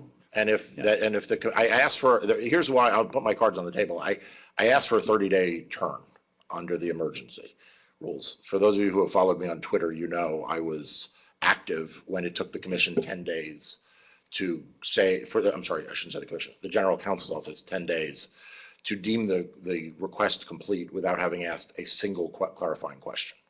Okay. If having been told it's not going to be 30 days and it's not going to be this meeting, it's going to be a later meeting. At the end of this rainbow is going to be we need a rulemaking. We're not answering your questions, or we're not sure in this question that you're a proper requester. Then I think my clients have been done a great disservice. And which is why I singled out the rulemaking as an example. Like, if we're going to go, if the commission isn't going to engage in this, then the general counsel's office and I could have had that out at the front end. If you weren't going to engage in it, we could have done that in 30 days. If you think we need a rulemaking, tell me today. The fact is that the one way or another, the courts remain an avenue to ensure that the House and Senate campaigns do not go into this cycle, and House and Senate super PACs don't go into this cycle without any idea what these rules are.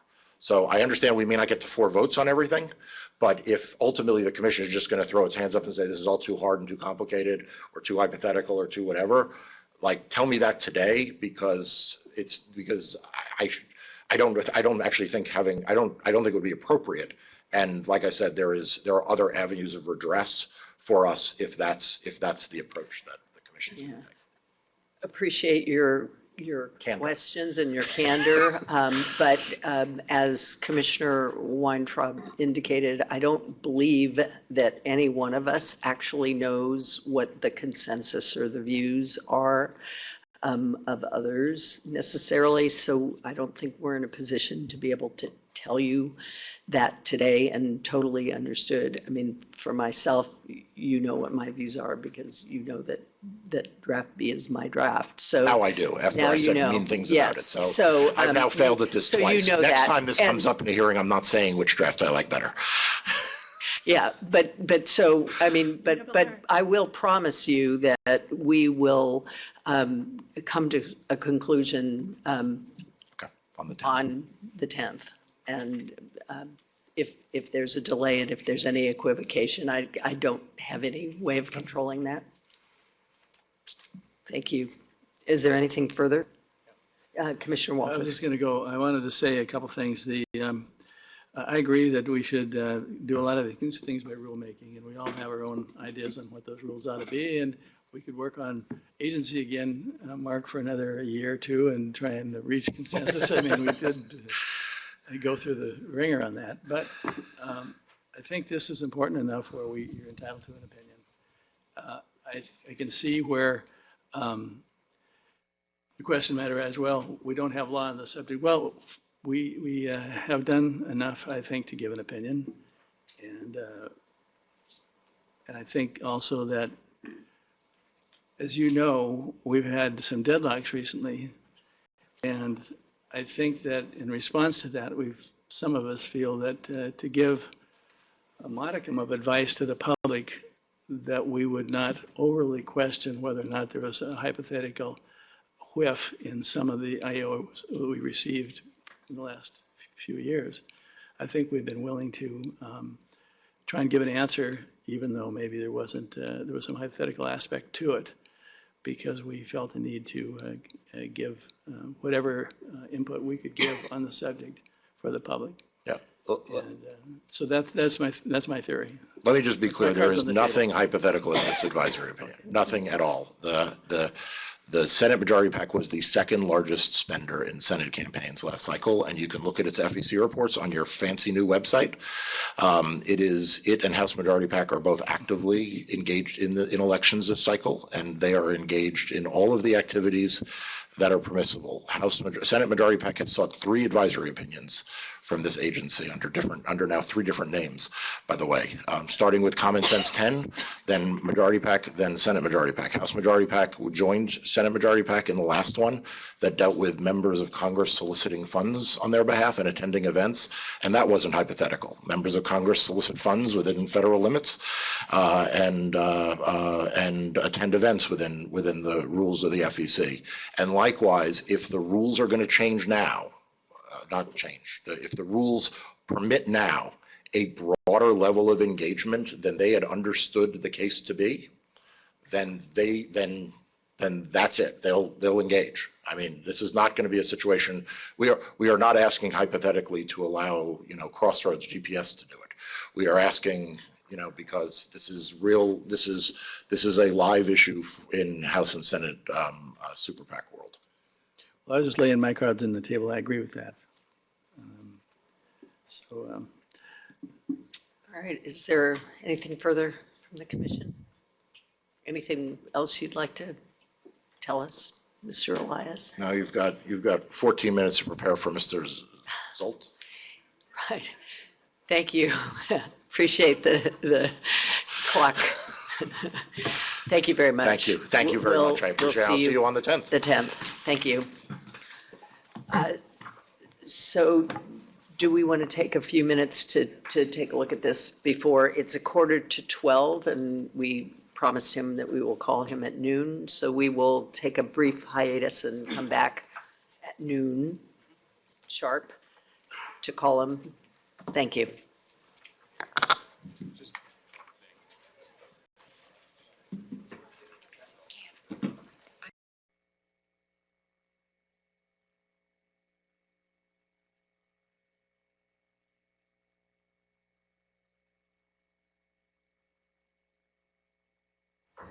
All right, Mr. Zolt, are you there? Yes, I am. Okay. Thank you very much for your patience. How was the traffic? It was the same as it usually is in Los Angeles, Yeah, but not too bad. I assumed so. All right. We, you know, I've looked at this very carefully, and I know we've been through a number of iterations of this, Mr. Zolt, and I do support your novel and unique proposal, and do think it's permissible under the rules for the reasons that I set forth in draft B. And we did try to work together with Commissioner Hunter Goodman and also Commissioner Peterson. But unfortunately, we're close, but we haven't been able to reach agreement on some language that I think is substantive. And so, while, you know, I appreciate the willingness to try to meet in the middle, I think I will be supporting the draft B. So I know there's going to be probably several motions here, but I'm going to ask Commissioner Walter to do a motion that he's not going to support with regard to draft B. Madam Chair, Yeah. after the vote, I would just like just a moment to comment Of on course. the difference between the two drafts. I think Professor Zolt will be able, as an attorney, will be able to divine the difference, but I'd like to kind of comment on that. Absolutely, of course. If we're ready for this motion, it's with respect to advisory opinion request 2015-08 repledge.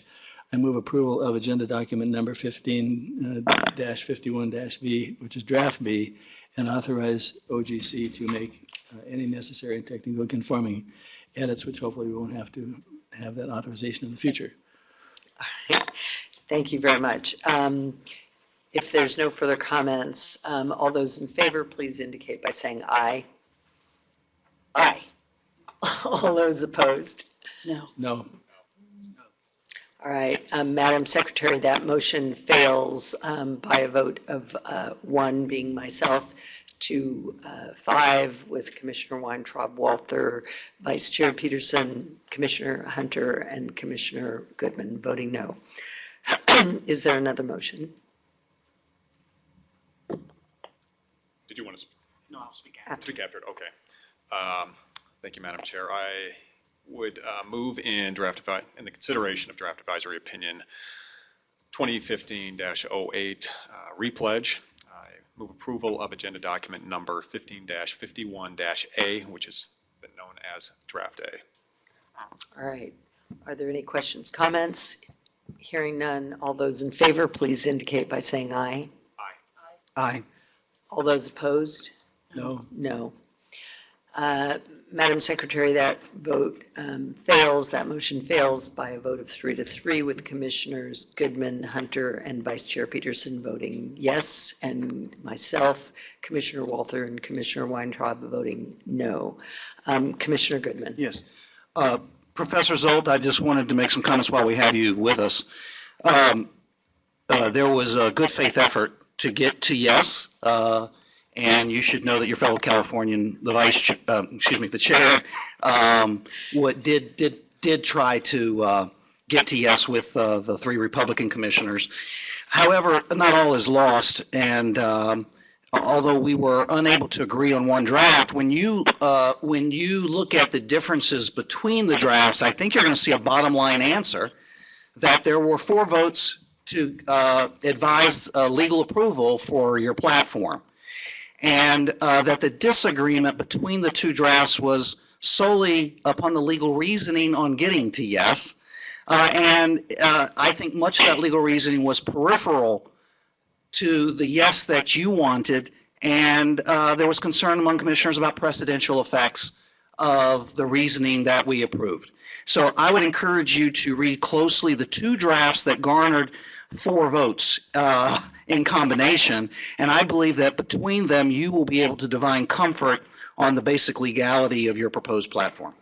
If I could follow up on that comment, because I certainly agree that the commission did agree that the proposed conduct was permissible, but we didn't agree on the reasoning. I would ask the Office of General Counsel if you would please prepare a new draft that would indicate sort of what the basic agreed upon reasoning might be. Madam Chair, Yes, what the commission, Mr. Nodi. thank you, ma'am.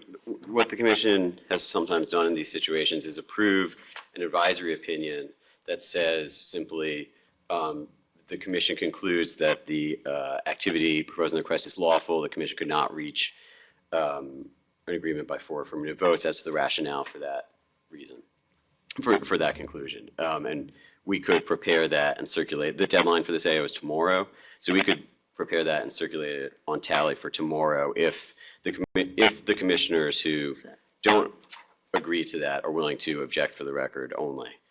We could do that. Is Mr. Vice Chair? Thank you, Madam Chair. I have some concerns on this.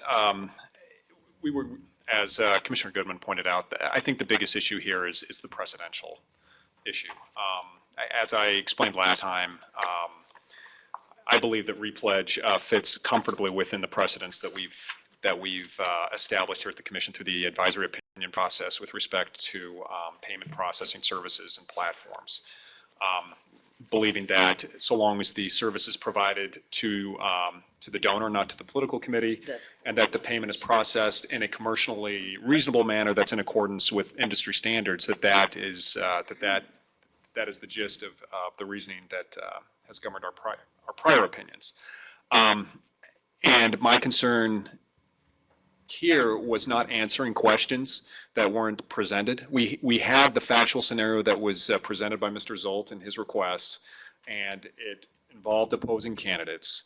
And and I didn't want to condition a yes in a manner that would stifle further innovation in this field, or answer questions that I haven't had fully presented before me. I think that if I want to at least preserve the option of hearing an argument. I might agree with Chair Ravel's reasoning on that, but I want to preserve that ability to consider whether or not opposing candidates are really a necessary element from the legal perspective in order to approve a proposal like this. And in this case, where that isn't at issue, and so argumentation isn't being submitted before the commission, I don't want to foreclose that option through the advisory opinion process. As Commissioner Goodman pointed out, I think through in trying to reach a compromise, I think we worked within the grain of the chair's draft, and I think made substantial accommodations in order to reach compromise. And I think we, with the goal being to preserve the status quo, that we didn't feel like we were going to be boxed in by a decision, by approving a draft that didn't have the reasoning in that we were comfortable, but so that neither side felt boxed in, that we could read the language and the reasoning in a way that is consistent with how we view the legality of the proposed conduct and other conduct that may come before the commission. I think that's the essence of compromise, is to try to reach that point. Unfortunately, we weren't able to do so. My concern about now having a yes with no reasoning is that the chair's draft will become the de facto reasoning of what that's the narrowest grounds, and that will in essence become the de facto reasoning of how we got to a yes. And I'm concerned whether or not that lands us in the exact same position that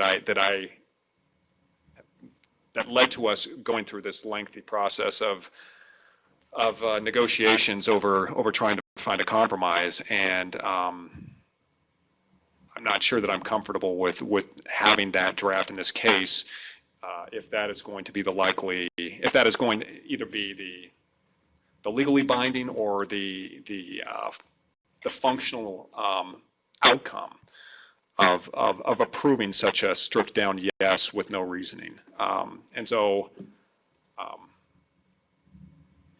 I'm not sure I'm comfortable with approving such a stripped down draft right at this point. Commissioner Weintraub. I was trying not to talk on this, but just for those who weren't here for the other iterations of this discussion, I could not support any of these drafts. Regrettably, Mr. Zolt, I know you've worked hard on this, and I respect the innovative work that you're trying to do here. All of the drafts acknowledge that what you're proposing does differ from what the Commission has approved in the past, the drafts that my colleagues wanted to support. I said those differences weren't significant. To me, they were. So I couldn't support it. But I am troubled that my colleagues are not willing to. I mean, I got no dog in this fight because I'm going to vote no either way. But it does trouble me that my colleagues are unwilling to vote for a simple yes, which they could then elaborate in separate statements as to their separate reasoning. I think that really is unfortunate for Mr. Zolt. If there are, even though I'm not one of them, if there are 4 votes to say yes, I think it would be very unfortunate if the Commission was not willing to say that clearly and with one voice, even though the rationales might be different. Got to do what you got. Adab, or Mr. Nodi. Thank you, Madam Chair. Just so we're clear on what OGC should do going forward. If there are not 4 votes for a yes with no reasoning, I assume then you do not want us to circulate such a draft, and we'll just send the request of the standard letter that there was not 4 votes for an advisory opinion. Right. Commissioner Goodman. Well, let me ask Mr. Nodi and Mr. Patalis, what is the effect of that yes draft? What reasoning then is presumed to control? I understand what Vice Chair Peterson was saying about sort of the narrowest opinion in a multi-judge court context, right? That would control. Now, historically, that's not necessarily how the Commission has viewed it. In the situation where you have multiple drafts that add up to more than 3, it's a matter of public record what the rationales for the different commissioners who voted yes were. When that doesn't happen, there can be separate statements that explain what each commissioner's rationale was. So, the requester, the only real difference is that with the yes advisory opinion, the requester has the undisputed safe harbor under the statute for advisory opinions, whereas it's one step removed with the 4 votes for yes, but no advisory opinion result. Other than that, it wouldn't seem to make much of a difference. Chair Revel, can I speak? Yes, Mr. Zolt. Okay. Let me say that I want to start by thanking the Commission for their consideration and their patience, and I certainly appreciate the efforts in trying to reach some common ground. And while I'm disappointed in the result, I certainly understand the concerns of the individual commissioners on setting precedential value. I also want to thank the staff that I've dealt with. They've been a pleasure to deal with. They're quite professional, and I've dealt with several federal agencies, and you should be proud of the performance of your staff. And Commissioner Weintraub, Mr. Zolt, thank you very much, and I know you met some of our staff when you were, I believe, when you were in LA, when we were there, and you're absolutely right. We have wonderful staff. Okay. The challenge for me is not that I thought we were violating Commission's regulations and requirements. It's just to obtain additional funding from investors and an opinion from the FEC. I consider to be really necessary. So it does have consequence in determining whether this particular venture goes forward. And finally, Commissioner Weintraub, while I was initially relieved to hear you have laryngitis, I hope you feel better and recover quickly. Thank you, Mr. Zolt. Commissioner Goodman. Madam Chair, I would ask that we leave this matter open, and at the end of the open meeting today, that we might revisit this issue. It's the first time I've crossed this bridge and the meaning of a yes draft with two different opinions. And I don't think we need Professor Zolt here to resolve that issue. And so I would just say, before we leave this today, I would like to give us a little time to just consider it Right. and push it to the end of the day. Well, let me say, you think just the end of the day? I mean, do you think that it might make sense to ask before we Mr. close Zolt this for matter. a week or so before we close the matter, and maybe we can resolve this disagreement relating to the... If Professor Zolt wants to give us a week to Yeah, I'm perfectly fine in extending the deadline again for a week. Okay. So that would be helpful, just in the case that General Counsel might want to be writing one of those drafts that we discussed, assuming we can reach that agreement. It would not take us very long to do that. It's about 2 sentences long. That's good. I wouldn't want to take up too much of your time. All right. Thank you so much, Mr. Zolt. Really appreciate your patience with our timing on these matters. Okay, thank you very much. I'm off to class. All right. Thanks. Goodbye. Take care. Bye. Okay. Thank you. The next matter is, let's see if I can pull it up here.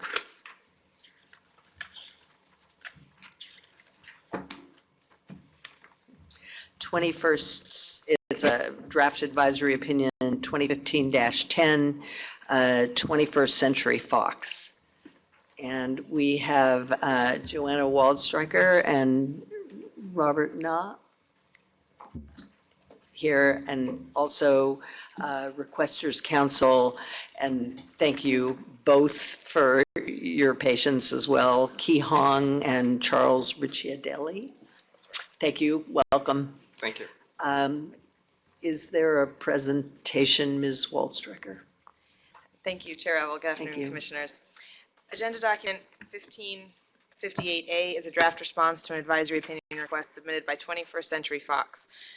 21st Century Fox owns and operates a number of regional sports networks that televise sporting events within certain states and regions via cable and satellite networks. Customers outside of a given network's region can subscribe to that network by purchasing a supplemental package through their cable or satellite provider. 21st Century Fox intends to sell advertising time during regional sports network productions for campaign-related communications, some of which would refer to presidential primary candidates.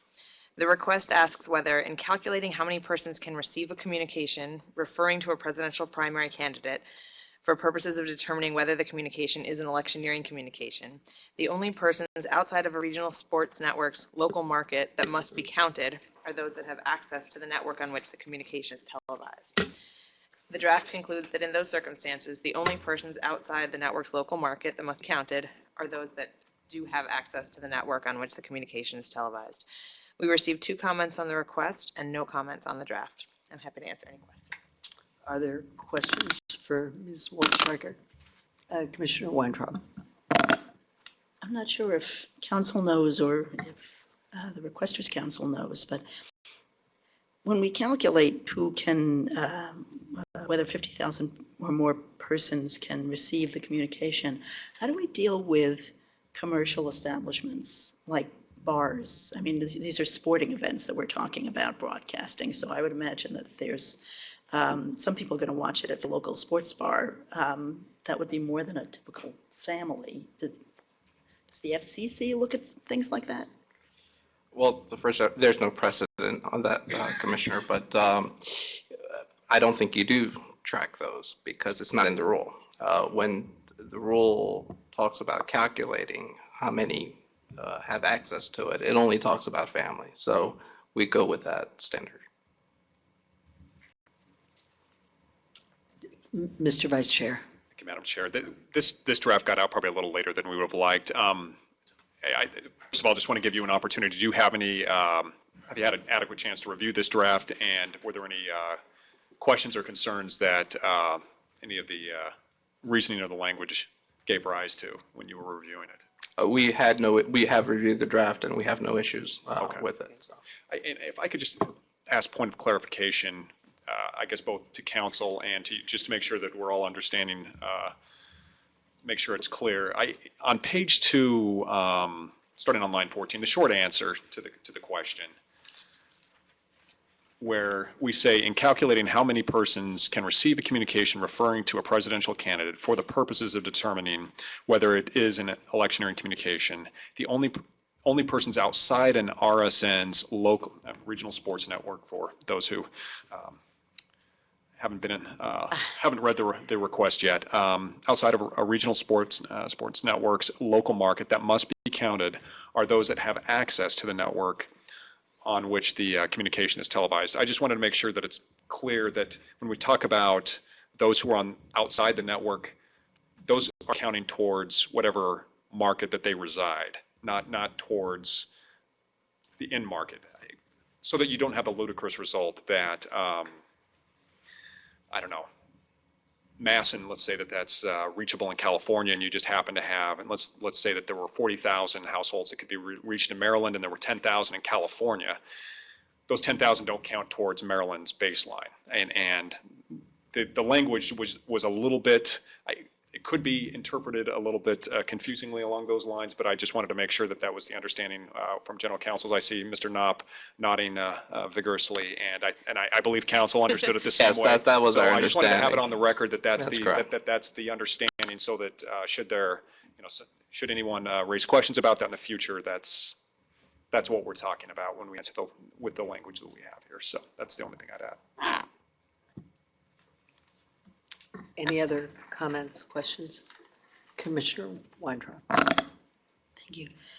Just as a follow-up to my question, your request talks about productions that are also available to individuals outside of those areas. So I'm reading this as a request about individuals, and I guess we can put off the question about what about sports bars for another day. And I'm prepared to support the draft on that basis. Okay. Is there a Commissioner Walther? With respect to advisory opinion request to 2015-10, 21 Century Fox, I move approval of agenda document number 15-58-A, draft A, authorize OGC to make any necessary technical and conforming edits. All right. Comments, questions? If not, all those in favor, please indicate by saying aye. Aye. Aye. Those voting no? 1. All right, Madam Secretary, that motion passes by a vote of 5-1. Commissioner Walther, myself, Vice Chair Peterson, Commissioner Hunter, and Commissioner Goodman voting yes. And, oh, you didn't vote? I voted yes. Oh, you did? Oh, I didn't hear you. Speak up. No, I'm just joking. That passes unanimously. I'm sorry. Forgive me. Congratulations. Thank you for being here. Okay. The next item is item 6, rulemaking priorities and proposals. Commissioner Goodman. Yes, thank you, You have the Madam floor. Chair. Let me begin with just suggesting, with making some edits to my proposed resolution, and then I'll discuss them. You have before you a resolution-styled resolution of the Federal Election Commission commencing work on a notice of proposed rulemaking focused on strengthening political parties. And in number 1A, I would amend that, the word delete, I would change that to the word amend, so that we would amend 11 CFR 109.37 A2 small 3 instead of delete it. And then continuing that sentence to say to eliminate mere candidate references, and I would insert this language, from all communications other than electioneering communications, and then the rest of it would remain the same. And the purpose of that technical change, or it is a substantive change, is to preserve coordination for electioneering communications, which I think is required by statute. Then on page 2, under 1F, under the language, it begins insert a new provision in. I would strike 11 CFR 109.21 and, so that the focus of 1F would only focus on 11 CFR 109.37, and I don't propose that we change 109.21. And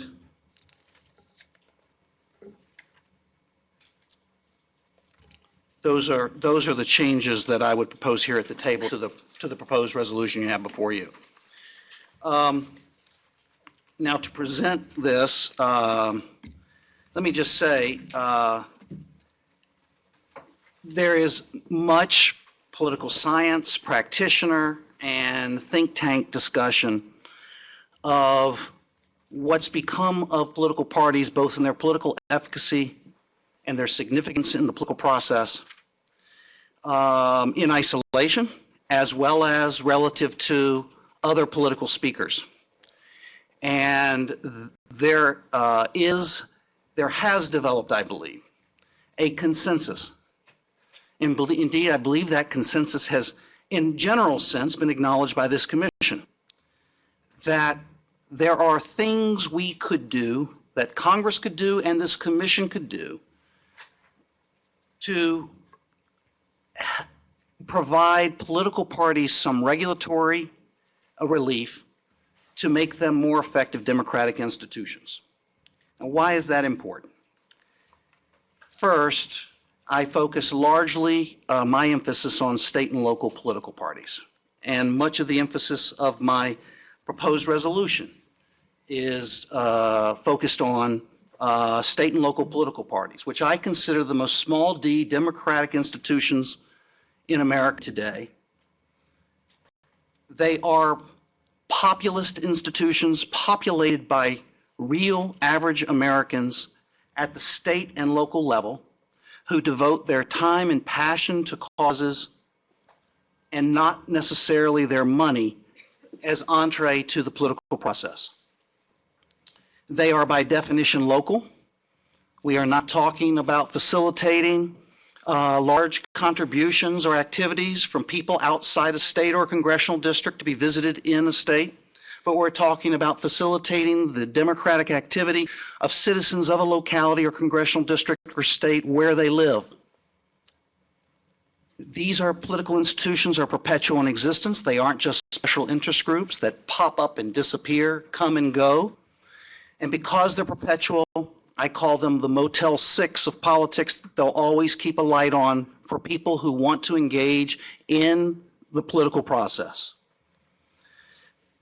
The activities that are largely the focus of these state and local political parties is wholly virtuous and constructive political activity. Their core democratic activities consist of registering voters, getting voters out to vote, contacting voters to engage them in the political process, knocking on doors, passing out flyers at polls, organizing volunteers, sponsoring barbecues where candidates speak,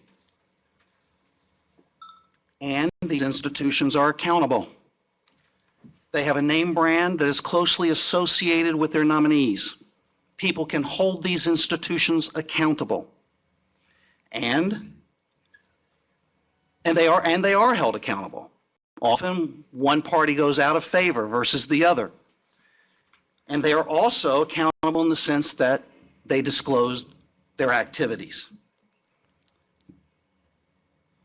What this sums up to is what the Brennan Center has called engines of civic engagement. They provide average citizens access and influence to politicians, two phrases that we often hear in a very pejorative sense. But I've never known a politician, a congressman, senator, a governor, who did not know the people who constituted their state and local political parties and did not listen to them. And the consequences of overregulation of these institutions is that much of their democratic activity is prohibited by regulations that are not necessarily protecting anybody from any corruption in the political process. And what we lose in that, through that overregulation, is we lose much populist and democratic activity. The parties become less and less relevant to candidates. Fewer people join. They become clubs, not muscular political institutions. Now, recently, the Brennan Center called for legal reform, financial reform too, although my proposals don't raise any limits, don't affect the amount of money flowing through politics. But what these legal reforms would do is they would strengthen political parties as institutions within the bounds of where I believe this commission can go. They would strengthen the political efficacy and relevance of parties and facilitate more democratic engagement. Now, the Brennan Center had several recommendations. One was to eliminate or raise party-coordinated expenditure limits. I can't do that here, and we can't do that here, but we can confine the definition of what is a coordinated expenditure to allow them to spend in other areas not subject to the coordinated expenditure limits. And another proposal that the Brennan Center recommended was at a legislative level to free up the political parties to engage in more of the activities that were defined by the Bipartisan Campaign Reform Act as federal election activity, so that the parties can get back in the business of contacting citizens and engaging citizens to participate in the democracy. And the proposals that are in this resolution address those areas of democratic activity. If turning to page 1 of the proposed resolution, under number 1A, 1A would allow political parties free of the coordinated party limits to publish brochures, direct mail, all sorts of printed publications that refer to candidates but do not expressly advocate them, and define those types of references out of the content prong of express advocacy.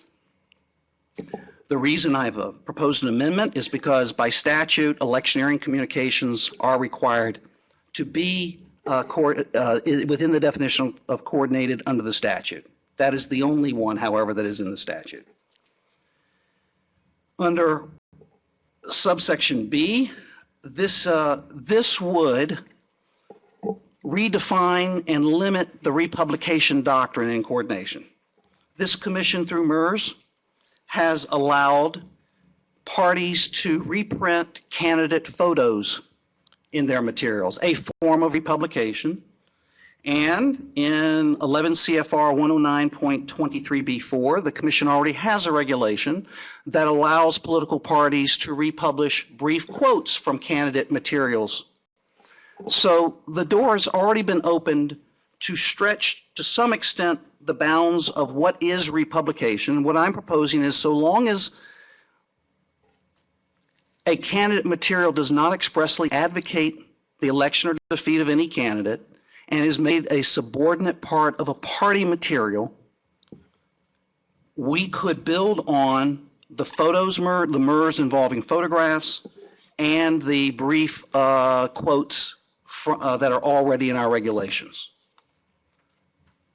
Under 1C, already an amendment to 109.37A3 to permit candidates to provide political parties.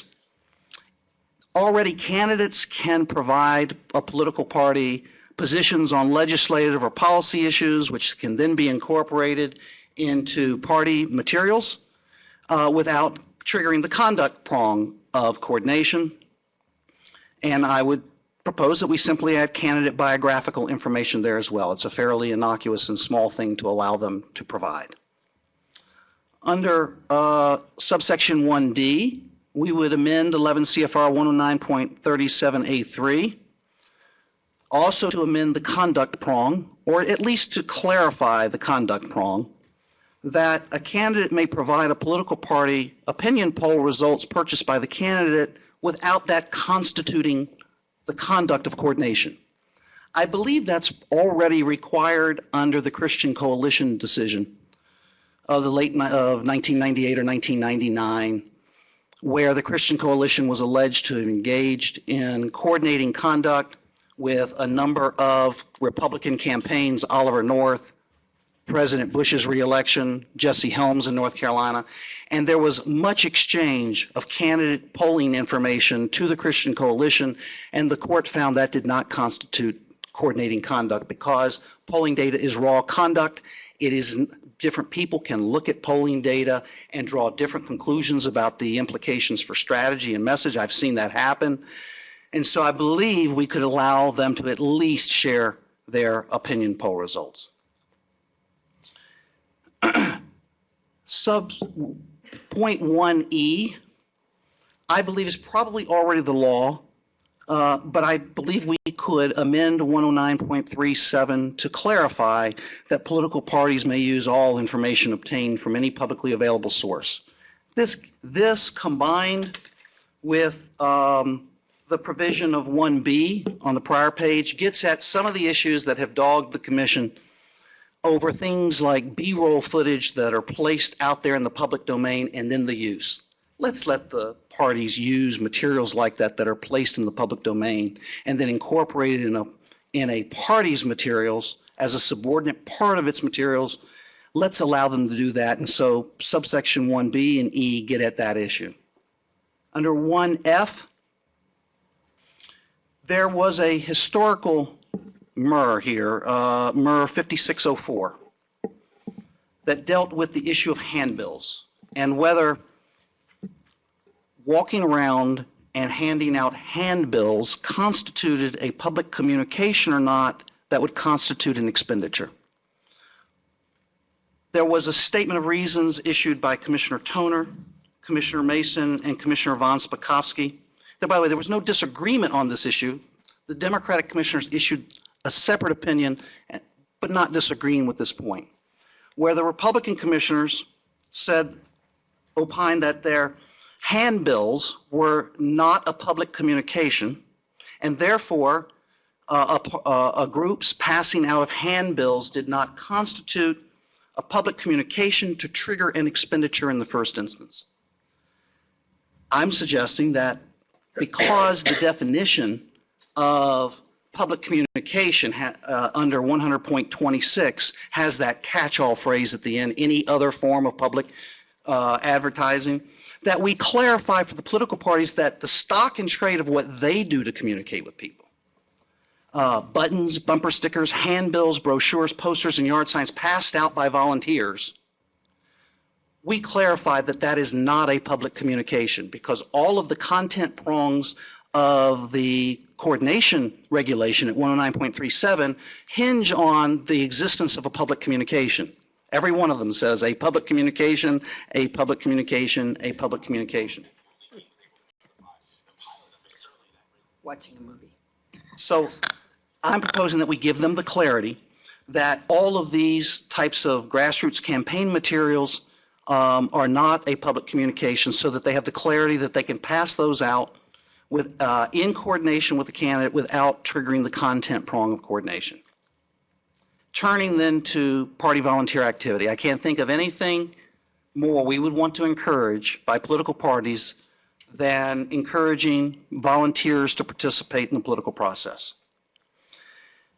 There are some discrepancies in some of the provisions of the regulations. For example, if you look at 11 CFR 100.87, which is the provision on political party volunteer activities,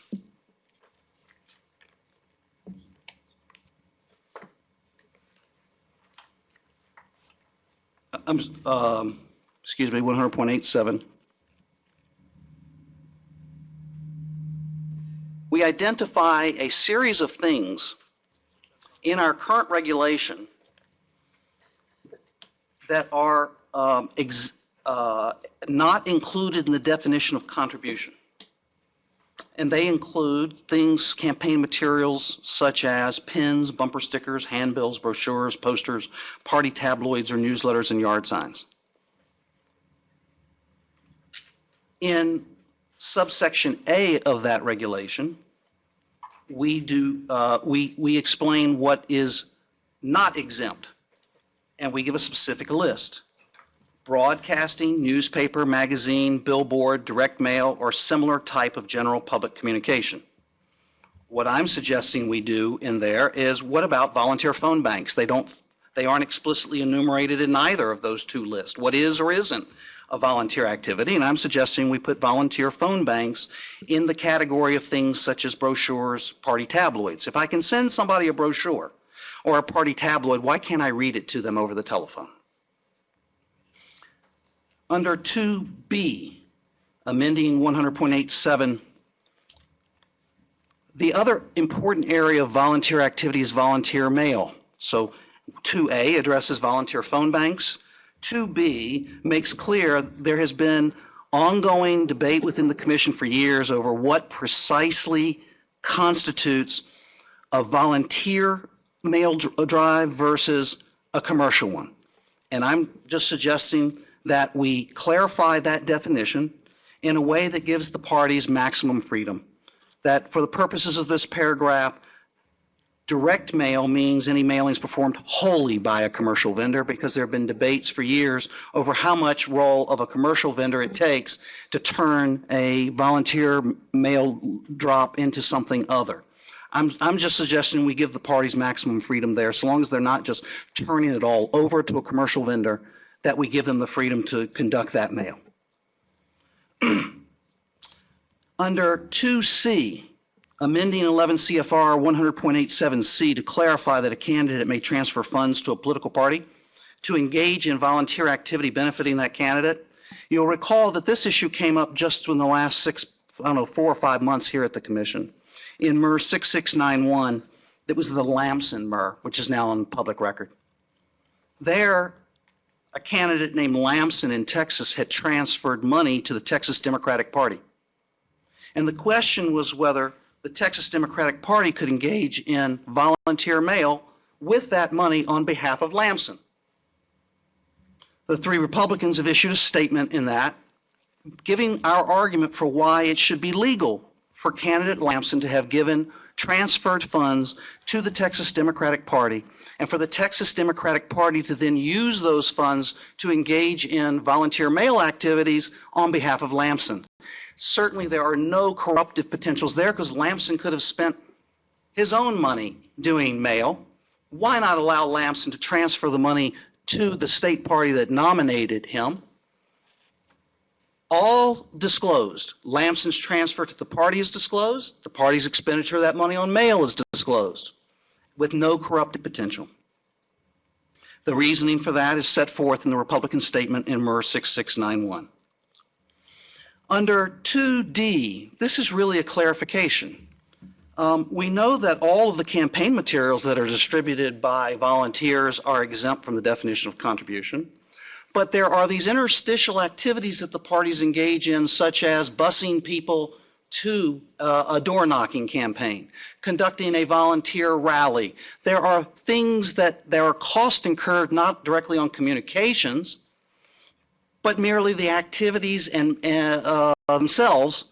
And I'm just suggesting that we give the parties the clarity they need, that when they engage in those volunteer activities, they are due the same exemption as the materials that are printed and passed out in connection with those activities. That takes me then to point 3. What can we do? On federal election activity, the Bipartisan Campaign Reform Act federalized federal election activity in ways that largely have prohibited state and local parties from engaging in some of the most virtuous activities, that is voter contact, voter registration, and get out the vote drives. Those are things we want to have happen. We know that the current regulatory regime is prohibitive and prevents much of that activity from happening. So if 3A, B, and C are closely related, and they are based on a technical read of 100.24. Under 100.24, federal election activity is defined, and then there are certain exceptions to that definition. So under both voter registration activity and get out the vote activity, they're both parallel regulations. If you exhort somebody to register to vote, or you encourage or urge somebody to vote, that is considered federal election activity. Then there are other categories of get out the vote activity and voter registration, such as preparing and distributing the information, distributing voter registration forms, informing people of when and where to vote. However, the Shays decision told us that those activities that are merely incidental to a federal election do not have to be regulated as federal election activity and so restricted. So I'm suggesting that we build on the incidental exception of Shays and already in our regulation to remove the limited exemption for exhortations under 100.24A 2 little I-A and 3 little I-A. Right now, some people read the incidental exceptions in subparts 2 only to apply to the encouraging sections. I'm suggesting we strip that and extend the incidental exception to all of the activities that can constitute voter registration activity and get out the vote activity, not just the exhortation provisions. And C puts a finer point on that because the regulation already gives specific examples. And what I'm proposing is that we clarify with a new example so that if a state or local political party goes out in the course of campaigning for a state or local candidate and encouraging people to vote for their state or local candidate, also gives information about how to go vote for the state and local candidate, we would consider that merely incidental to the federal election, and we would not restrict it under federal election activity. Finally, under 3D, we stay pretty tied up here over what to do about allocations. And by the way, we have difficulty with it here. If you think we have difficulty, imagine the volunteer-driven state and local parties trying to comply with our allocation rules for employees who are engaging in a mix of activities on a daily basis. And we know from experience that virtually all of them have problems keeping logs. And so what I'm proposing is that we go back to basics and the language of the statute. Under the statute, a form of federal election activity, which is a special rule for employee salaries, reads as follows. Services provided during any month by an employee of a state, district, or local committee of a political party who spends more than 25% of that individual's compensated time during that month on activities in connection with a federal election. Along the way, the commission expanded its log keeping and allocation rules to splice in activities in connection with a federal election or federal election activity, and we thereby expanded this payment rule for state and local party employees to a much broader category that the statute doesn't require us to go to. Now, curiously, when you read our regulations in 11 CFR section 106.8, subpart E2, it reads consistent with the statute. Salaries and wages. Salaries and wages for employees who spend more than 25% of their compensated time in a given month on activities in connection with a federal election must not be allocated. All such disbursements must be made from a federal account. We used the phrase in connection with a federal election. We didn't splice in the word or other federal election activity there.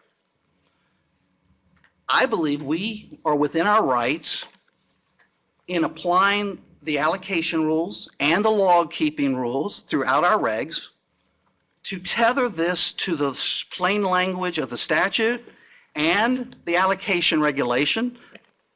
We expanded the requirements for allocation funds and log keeping by expanding it to other federal election activity when we weren't required to do so. So I'm suggesting that we require the allocation with federal funds or payment with federal funds and or the log keeping only where the candidates are engaging in activity in connection with a federal election, which we know to mean express advocacy activities. That would be a huge burden to many state and local parties in America today. And it would resolve many of the, what I call more myopic enforcement matters we have ongoing here over logs and what have you. Now, that's the proposal. This is a start. The resolution is captioned, a resolution commencing work on a notice of proposed rulemaking. It proposes the Office of General Counsel continue to give us guidance both in the drafting of this concept paper and that it would all obviously come back to the Commission. I believe that this is a bipartisan proposal that would help Republican parties.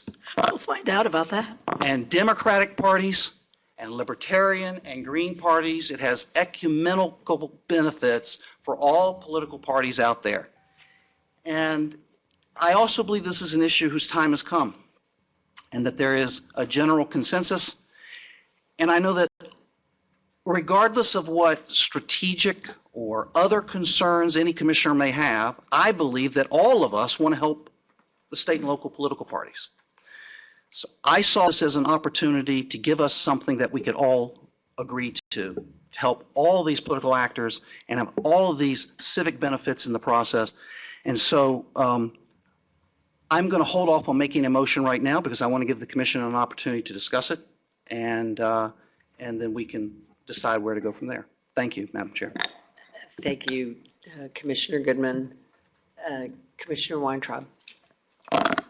I promise I won't talk as long as Commissioner Goodman did.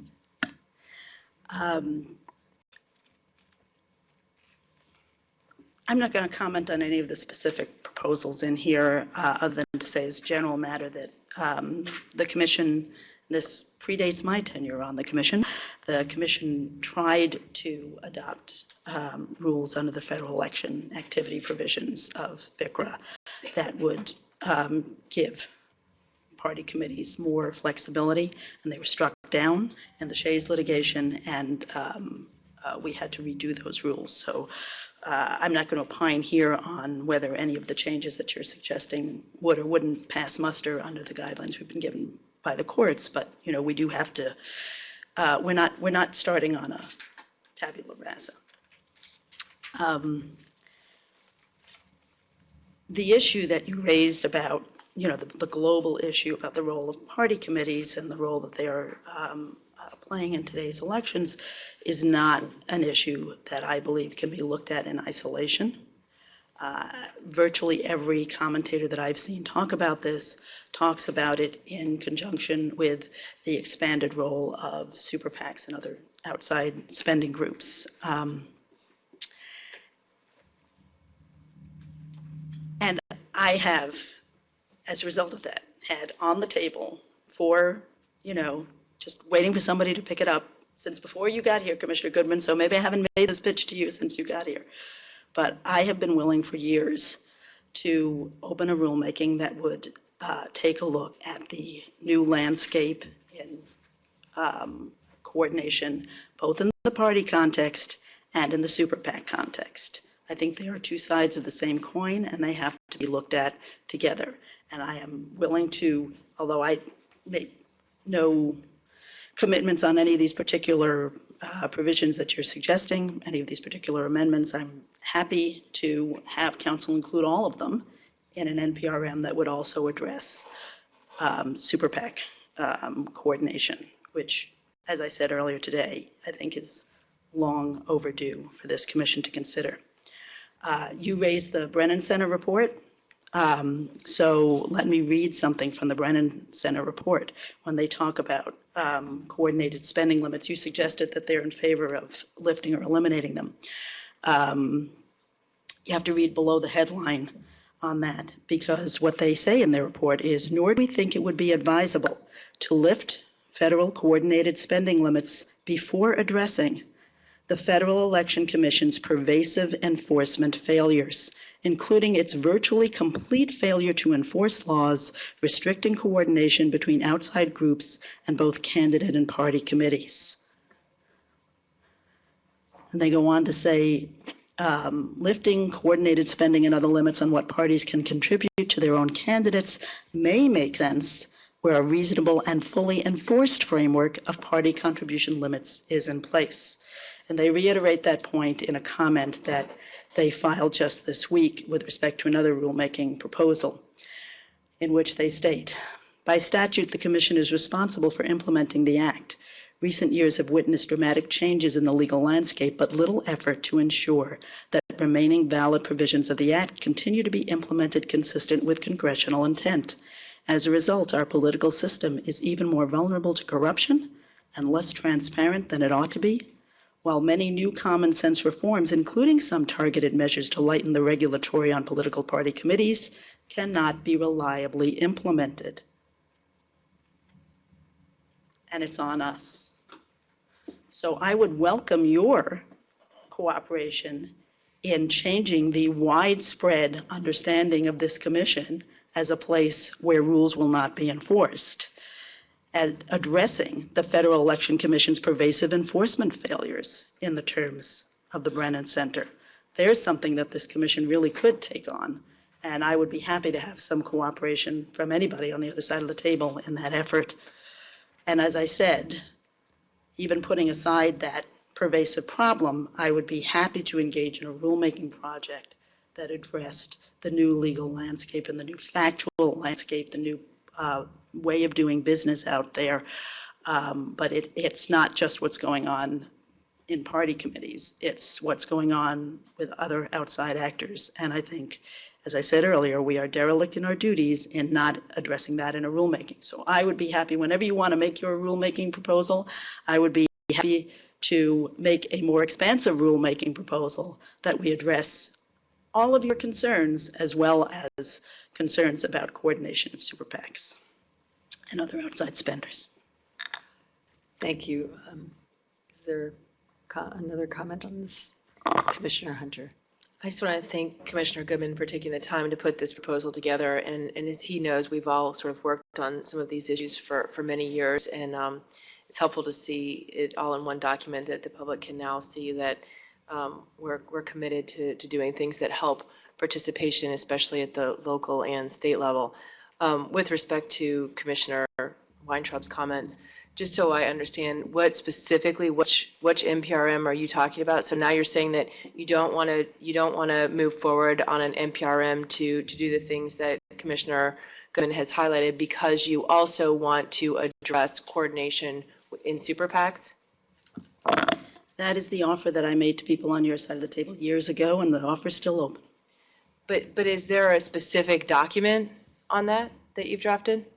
Well, yes, that's the one that you said if I took out every single word, then you would consider moving forward on a rulemaking proposal as long as it contained not a single word of my proposals. That would be the document. Okay, now I know which one you're talking about. So that's not exactly true, but I thought you had been talking just now about the discussion that we had at that fun public meeting in February, where you asked Don Simon what specifically would you want to do to regulate super PACs, and he said follow the legislation that was proposed in Congress. I believe it's the Price-Van Hollen, I may have the name of it wrong, but the Price-Van Hollen legislation.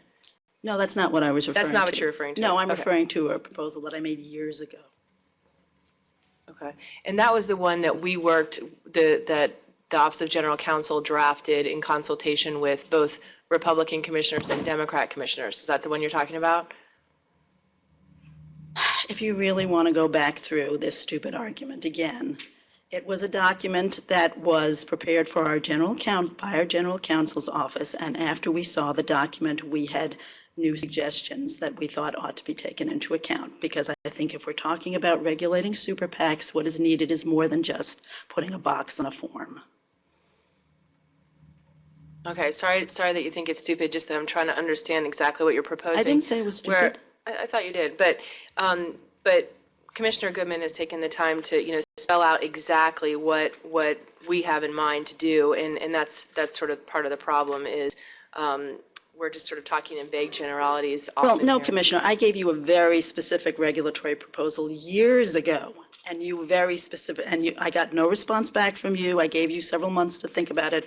I went to your office, and you said to me, I can't say that this is a verbatim quote, but it's very close to what you said, that as soon as I took out every single word that I added to the document, then we could move forward on the rulemaking. Well, that was because the document that we got to was a bipartisan agreement on an NPRM. It was never a bipartisan Well, that was my agreement. understanding, because we had a lot of input from the Democrat commissioners to draft that NPRM, and then at a later date, after reading some New York Times articles, we threw in a lot of sort of hyperbole, and that's the part that I was opposed to. So now I understand what you're talking about. I don't think it's fair to say that, as I said, there was an NPRM that was something that we could agree on putting out. Well, obviously it wasn't, because we never agreed on putting it out. No, because you added a lot of things to it that we thought was objectionable, and you know that, and we've talked about it. That's true. There were ideas that we suggested that you were unwilling to put out. That is certainly true. Mr. Vice Chair. Thank you, Madam Chair. I think that, first of all, thank Commissioner Goodman for the time that he invested into putting together, I think, a list of very constructive proposals to provide some regulatory relief for state and local parties. It's, I think, no secret, and I think it's becoming more and more of a consensus, perhaps, that the burdens that were imposed by the McCain-Feingold legislation fell disproportionately heavily upon the shoulders of state and local parties, and I think that was a reality at the time that the bill was enacted, and I think as the legal landscape has been altered further through court decisions in the interim, has only accelerated, if nothing else. And I think that we're finally starting to see on both sides of the aisle, and I think even across the political spectrum, across the ideological spectrum, to some degree or another, a recognition that a revitalization of state and local parties is necessary for us to have a healthy democracy. And I think we've seen different manifestations of that. I think that the fact that we have the new party accounts, which I know there's a document that relates to that as well, I think was a recognition of that and I think that there's I hope that there's momentum and a movement afoot that comprehensively, we may start to really look at the regulatory regime that governs state and local parties to see how we can provide relief to revitalize them, taking into account the concerns that animated the regulations in the first place. But I think that there are ways in which to address that while still helping out the parties, and I think that this is a very good first step. And I hope that we can find some way to get this ball in motion. It's no mystery that we've had difficulties at the Commission in recent years getting some regulatory initiatives moving, and we probably all bear some of the blame. I think part of the issue may be that we have I don't know, maybe there's a tendency to swing for the fence when settling for some sharp singles every so often isn't such a bad thing. I would hope that hey, it's the World Series. A baseball analogy is a now. Yeah, the Mets are playing. And I know the Mets. That's right. What's swinging from the fence? Swing for the baseball. If I you're know trying it's to- baseball, but Okay. who swings from the fence? You swing for the fence? Yeah. For the hitters. Swing I'm just- to the fence. Yeah, just sometimes we Okay. want another. I'm all or good nothing. with it. I'm good with it. Okay. Got it. I'll get my my dictionary of sports cliches out to. Right. Give me a copy. But I hope that we might be able to find ways. I realize that we have sometimes different priorities in terms of rulemakings, but hopefully, like I said, I think this is a very constructive proposal. If we could find commensurate packages that I think that we could agree on, I hope that we can go down that path. I think it would be a healthy thing for us. I know that there are issues on both sides that are larger scope, bigger picture items that we would like addressed where there may, realistically difficulty in finding a consensus. But on those things where we might be able to find consensus, I would hope that we, would make every effort to try to see if we can, like I said, enact some I think very constructive proposals that really would have a meaningful impact on our election process. I appreciate the work that you did on this, Commissioner Goodman, and I have a couple of thoughts about this. I mean, obviously, and I've said this clearly, that I think that improving our rules and updating the regulations with respect to the impact on parties, local and state parties, is something that I'm concerned about as well. I totally understand where you're coming from on this. And here's two thoughts that I have about it, though. I think in some ways this might be a little bit premature. Number one, Commissioner Hunter and I, while we were not, moving along very fast, we have begun conversations about this very issue and about looking at it a little more broadly. I agree with Commissioner Weintraub that it would be irregular, perhaps, maybe that's not the right word, but to be looking at party coordination without looking at the coordination regulations in toto. And so that might be one way that we could talk about this issue together, because what has concerned me, I mean, and obviously I do want to continue to work with Commissioner Hunter, and I want to, talk about all of these issues and try to reach some sort of an agreement on the issues, whether big or small, that we can agree on. I think my trouble is that I feel as if we address issues in a piecemeal basis sometimes, and whether it be in AOs instead of doing regulations, and the inability to get to regulations. And my concern is, I mean, look, we've got teletype machines in our regulations. We've got so many things that are outmoded and easy that we could do also. I mean, seriously, and I know the Office of General Counsel has a number of technology changes and the like that I think we should be addressing as well.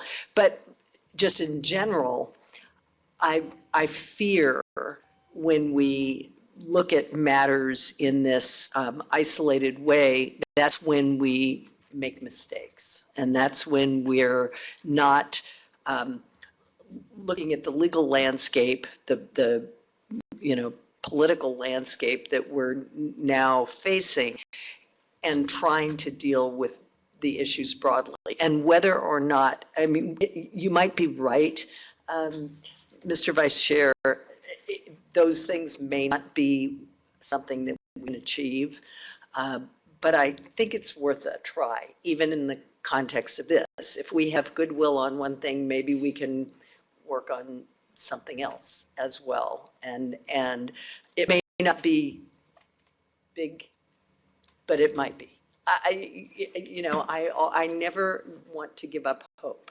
And that's part of what my issue is here, and I'm willing to work on it and meet with Commissioner Hunter and meet with any one of you and people on my side as well. But I couldn't support right today this resolution at the moment. Thank you, Madam Chair. I think go back in time just for a minute. When we updated the coordination regulations following the Shays decision, I think that was in 2009. I can't remember the year. We wanted to address some of these issues then. And our colleagues said, no, we can't do that because we're only going to address the Shays issue. So we were trying to sort of do that back then, which was deal with a lot of issues related to the coordination regulation, not the same ones that you guys had concerns about, the ones that we wanted to as well. And we were told, no, this has to just be about Shays. And so we've been trying to do this now for many years. So that's one. And two, I think part of the problem here, it seems fairly evident, is that we're viewing these changes, these proposed changes, as Commissioner Goodman said, as bipartisan. We think that they're bipartisan based on what we're hearing from all kinds of different panels, discussions, reports, meetings. And so we don't think this is something that should be terribly controversial. I'm not hearing any specific objection to the proposals. And so we were hoping, as the Vice Chair said, this might be something we could move the ball forward on. And what we're hearing is, well, maybe, but we want to add some other things to the mix that are controversial. And we're happy to discuss the party regs thing in more detail, and maybe there's parts that you don't like that we might be able to work with you on, or maybe take some of them out. But adding a super PAC coordination regulation is clearly going to tie this up, and it's something that we haven't been able to work through up until this point, and it's not terribly likely that we're going to come up with agreement on something on that anytime soon. Well, it may not be that, but it may be in NPRM on the Cromnibus, which is related clearly to parties. It certainly should include the technological modernization that I think we've failed to bring to the table that we should just get done. And, there's lots of other issues that we could discuss in this regard. I mean, I think if we're going to move forward on things, we have to do it with a sense of cooperation. I mean, the fact that this is bipartisan, that is, it's bipartisan that the parties are interested in this, but some of us think that we look at issues not solely from that perspective. I myself don't think that I'm partisan, and I know that might be laughable to others, but I don't. And I sort of look at the world more in terms of what I think is a proper policy, given what we're seeing in campaigns now and some of the concerns that are at the forefront, that I think some of them were discussed by Commissioner Weintraub. So for me, I mean, if we're going to be looking at issues relating to parties. And I understand that there are concerns about state and local parties, and I am not in disagreement with the importance of obviously civic engagement and the way that those parties bring people to have contact with elected officials, which is important, so that people feel like they're a part of the government. But I also believe that we have to look at issues in a more broad way. Is there, Commissioner Walther, did you want to say anything? So is there a motion? Oh, Well, sorry, let me- Commissioner Goodman. Let me seek greater clarity before we decide whether to move to a motion today. And let me respond to some of the chair's remarks. We've let 2 years pass since joining this commission, Chair Ravel. And Do you believe it? At time flies when you're having no fun. My anniversary was yesterday.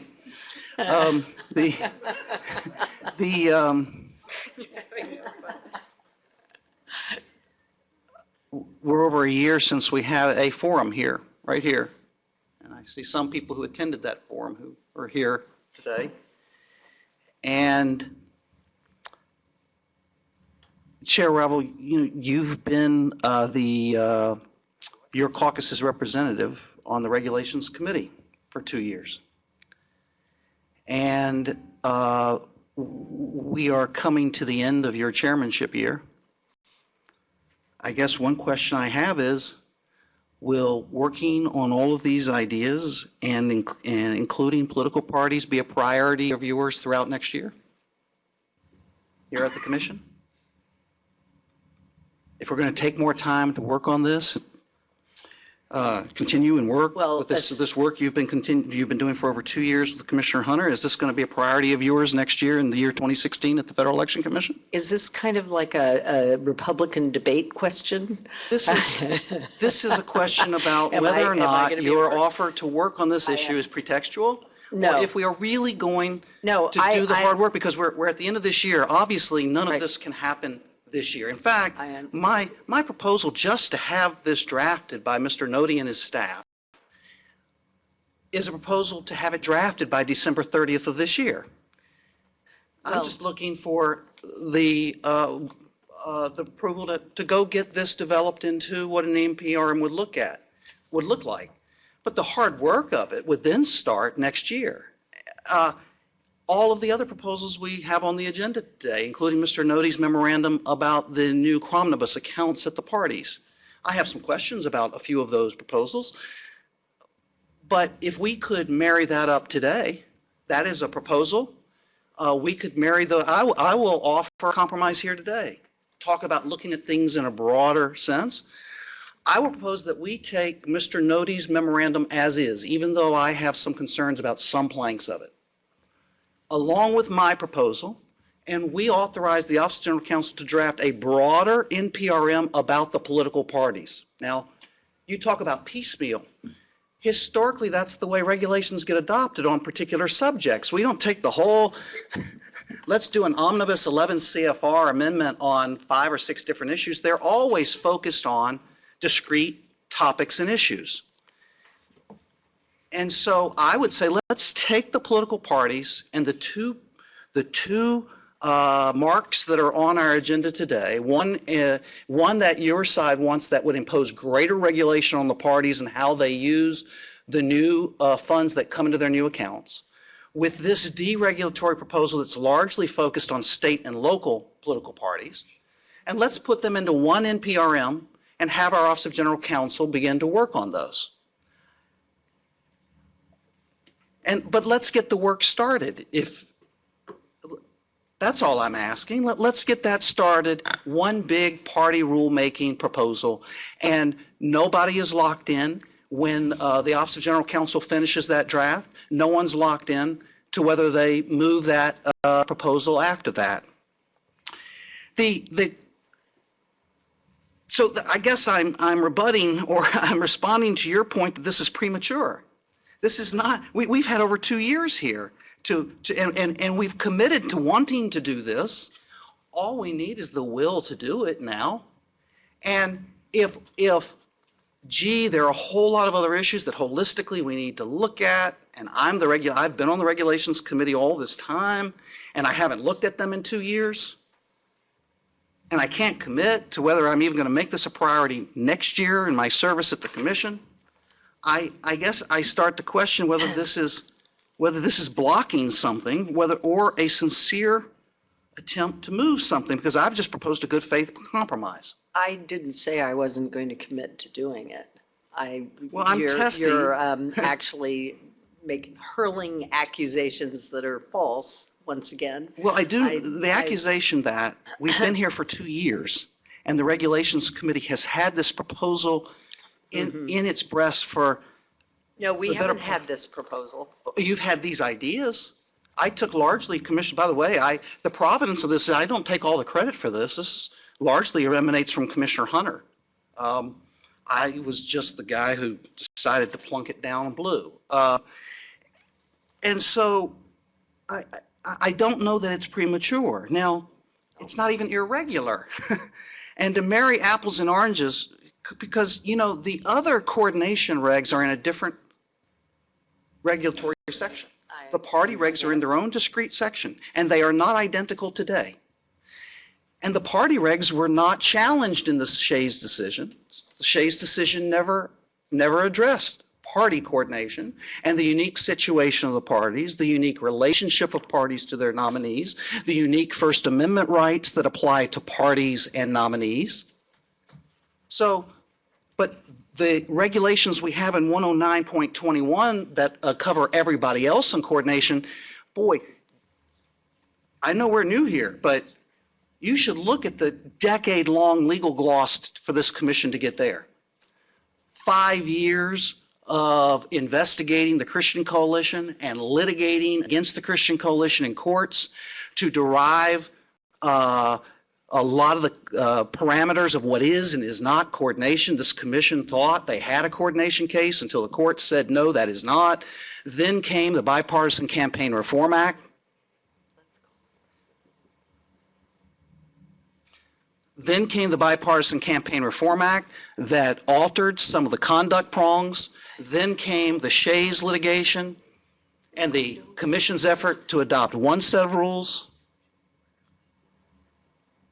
to have it remanded, to issue another set of rules. It took this commission a decade to get to where it landed in 109.21.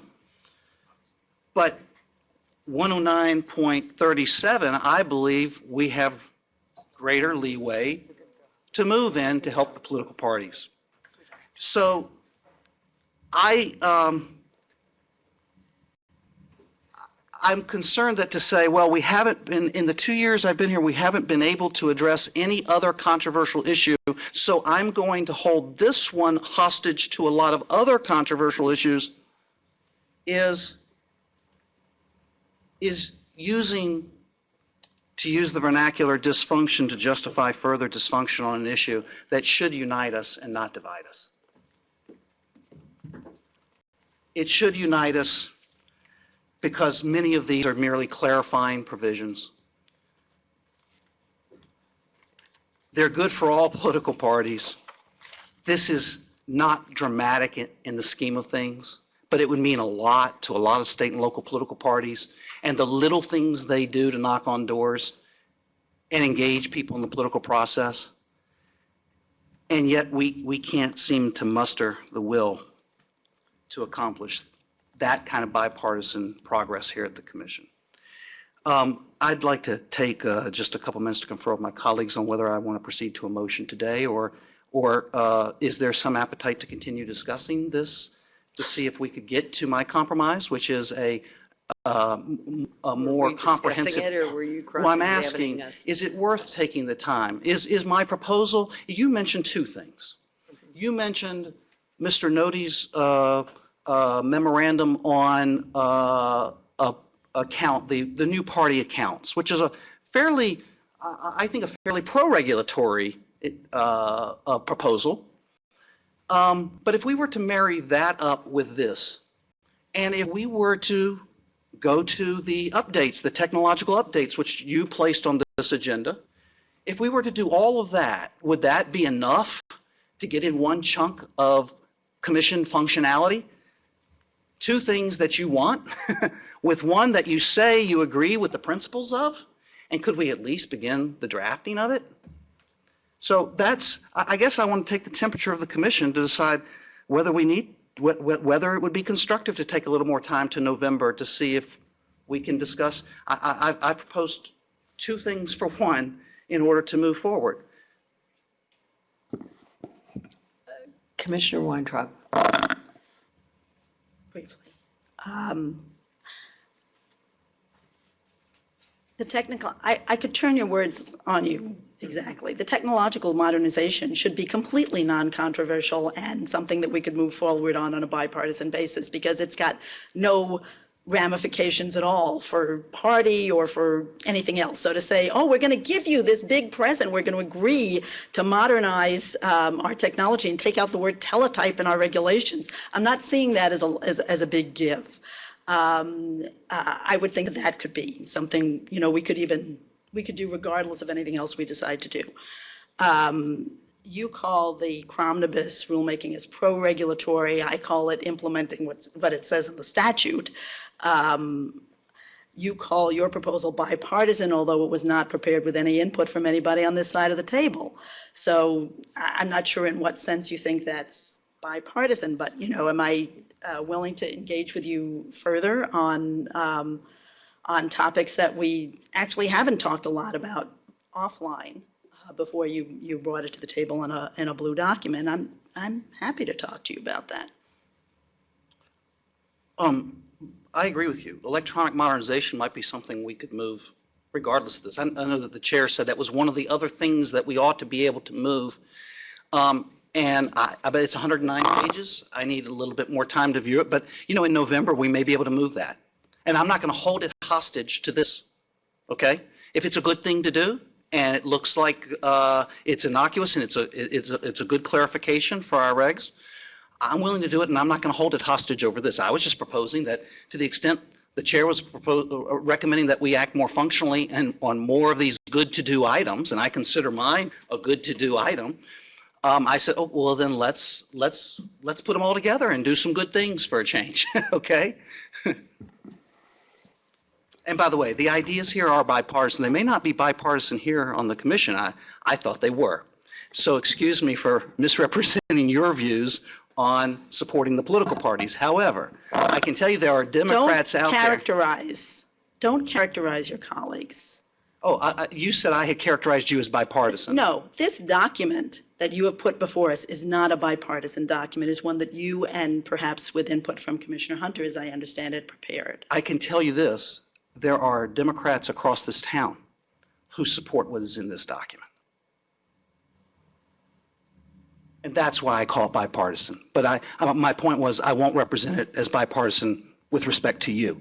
But as for other Democrats in town who work in, day out with state and local Democratic parties, they find this highly constructive. And that's my representation. Really? Have you talked to them about it? About this document? I've talked to people for the past year about parties. We had a forum last year where we had about 10 representatives of state and local Democratic parties. We had representatives of the working family parties. We had Mr. Philippi, who's here. We had Mr. Reif, who is here. We had representatives of the Republican Party. The most represented political party in the room were state and local Democratic parties. And they all spoke. And I know you were there. Who was there? And Mr. Reif spoke. He's here today. And I know some of these proposals came from a document they gave us in connection with that forum. So I'm drawing from Democratic proposals, Democratic Party proposals. Democratic parties told us we need much of this relief. So that's why I represent this as a bipartisan idea. I'm just suggesting that if you want to put forward a bipartisan proposal at this commission, maybe you should talk to some Democrats on this commission. Well, now I'm asking, would it be worth taking more time to give you a chance to come to my office and discuss some of this? Happy to do so. Okay. But I want to know, is it futile because at the end of the day, this will still be taken hostage over more controversial issues?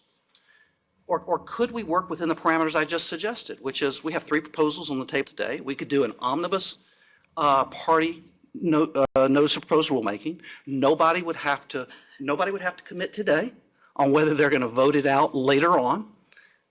But we could ask Mr. Nodi to begin drafting precisely what he's proposed in his memorandum on accounts, as well as these concepts, and we would continue to coordinate with Mr. Nodi and Mr. Patalis to the extent they see legal problems with some of my proposals. I've tried to shore up some of them today, but we would begin that process.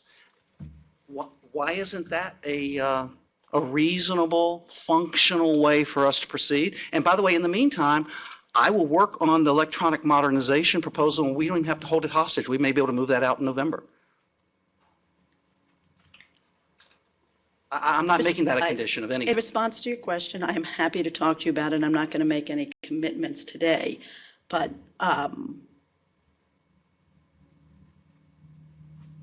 what you're proposing is that you're going to take something that you want to do and you're going to choose which thing that you say we want to do, we should accept as a fair deal and combination. So ultimately, we're going to have to make that choice. But I'm happy to talk to you about it.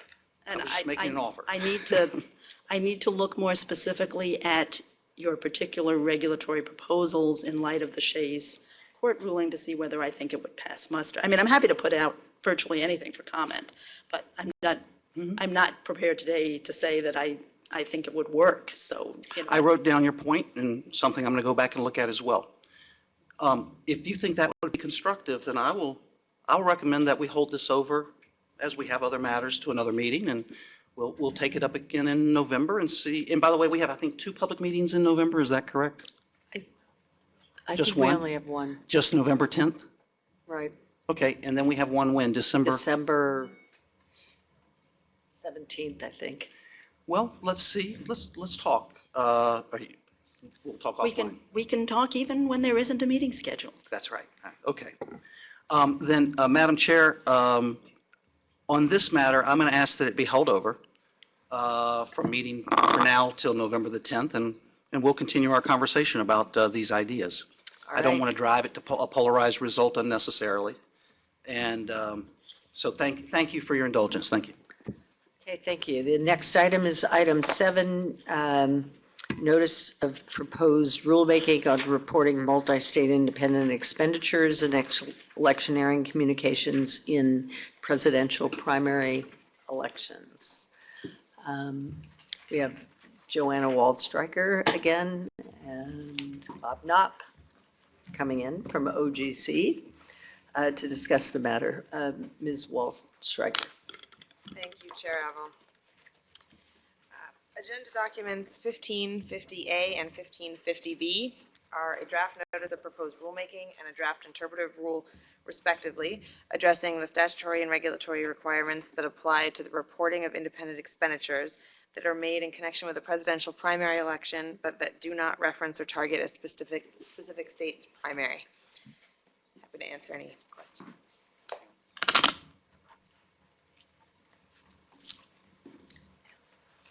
Are there questions, comments with regard to this?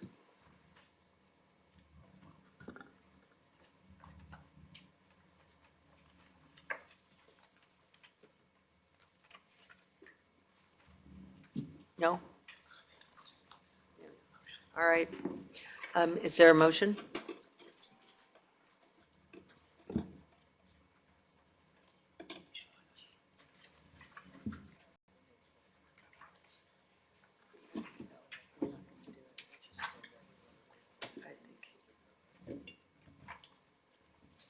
Oh, the rulemaking? You're not okay with the rulemaking? Okay. That's, we can do nothing. We'll do nothing.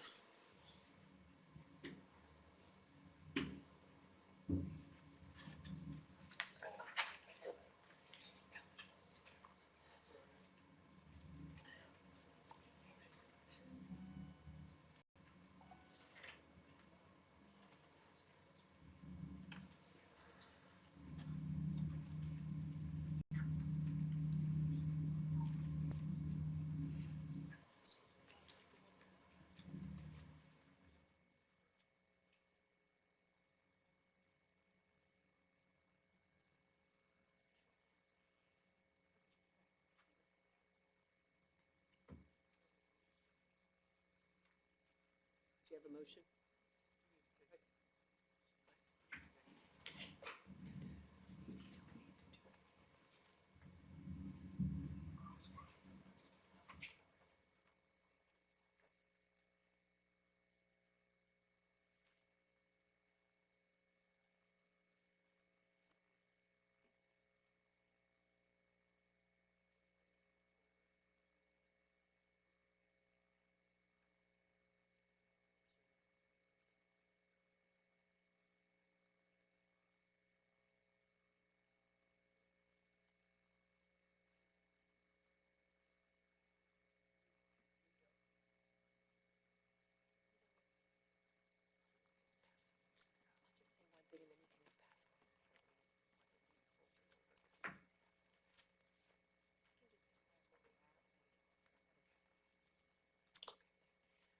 Madam Chair, just as you, Yes, Commissioner Hunter. as you know, we discussed this issue at the last public meeting. And since then, we received a comment from Bob Lenhart, who used to, was the chair and commissioner here at the FEC. And I've spoken to my colleague, Commissioner Weintraub, about this issue. And maybe I missed an email, but I don't think we heard back from you on this. Okay, happy to hold it to the next meeting if Commissioner Weintraub would like to continue discussing my proposal that I made at the last public meeting. I don't want to rush anyone, but. No, I appreciate that, and I appreciate that you did give me the proposal a couple of weeks ago. I have been under the weather, but generally speaking, the proposal that you made was that we do a rulemaking with a long comment date. Right. And, but in the interim, that we adopt the interpretive rule that you're proposing. I'm not prepared to adopt that interpretive rule. Okay. So, I don't want to promise anything. So, Okay.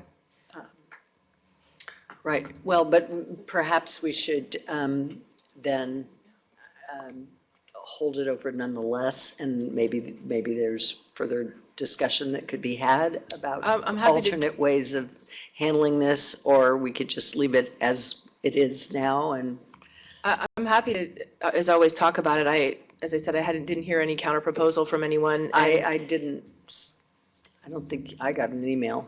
Okay, so the interpretive rule is something that the three Republicans are prepared to support now. But in an effort to compromise, we said we would vote for an NPRM, admittedly with an extremely long comment period. And the purpose of that was to go through December of 2016 to allow people to sort of live through the next election cycle. And then so we would have an interpretive rule for this election cycle that people could try. And then in the NPRM, they could be thinking of comments to provide for the NPRM down the road. To do so, we thought it was prudent based on some comments that we heard and also from previous AOs and that sort of thing, that it would be helpful to have a rule for the public to follow in this election cycle. Obviously, the election is occurring right now. If it doesn't look like we're going to get a fourth vote for this, then maybe that's a futile effort. I don't know. I don't know where my fellow commissioners are, but my concern about the interpretive rule idea tied to the convention is that it would essentially eliminate the 24-hour reporting requirement because of the timing and reporting for nationwide ads. I think the 24-hour reporting is important because the conventions would occur more than 20 days before the scheduled presidential primary. So that is a concern of mine. I think disclosure is important, as you know. So I wouldn't be able to support that with that timing. I mean, I'm certainly willing to talk about some approach. Okay, if you want to, I don't think that's going to cover a lot of activity, what you're concerned about, but happy to consider an edit. But maybe it's useful just to say sort of for the record that at least 3 commissioners support this. If people are looking for a way to, I mean, that doesn't mean 4, but 3 are at least supportive of this interpretive rule for those who are looking for some guidance on how to do this. But in the end, we're also willing to look at edits that you might have. Commissioner Walter. One of the things that came up for discussion is we tend to not act promptly all the time. And so would you be, is whatever rule could be agreed upon, would you agree that it would be last to the end of the next calendar year and then it's no longer in effect? So there is a need at that point at least to take a look. Yes, at yes, the rule. See what I mean? So we would don't be willing. Find and ourselves Commissioner- rolling into Yep, this. sorry, I didn't cut you off. Commissioner, you mentioned that at the last public meeting, Commissioner Walther and Commissioner Weintraub mentioned that to me when we talked a couple of weeks ago, and I said happy to consider that, and I for one would be willing to do that. I haven't had a chance to poll my colleagues, but if we're able to sunset an interpretive rule, that is, we're happy to agree to that in order to move forward on this. And now that I think about it, when I did send the proposal to Commissioner Weintraub, I did CC the other commissioners. I had forgotten if I had done that, but I did.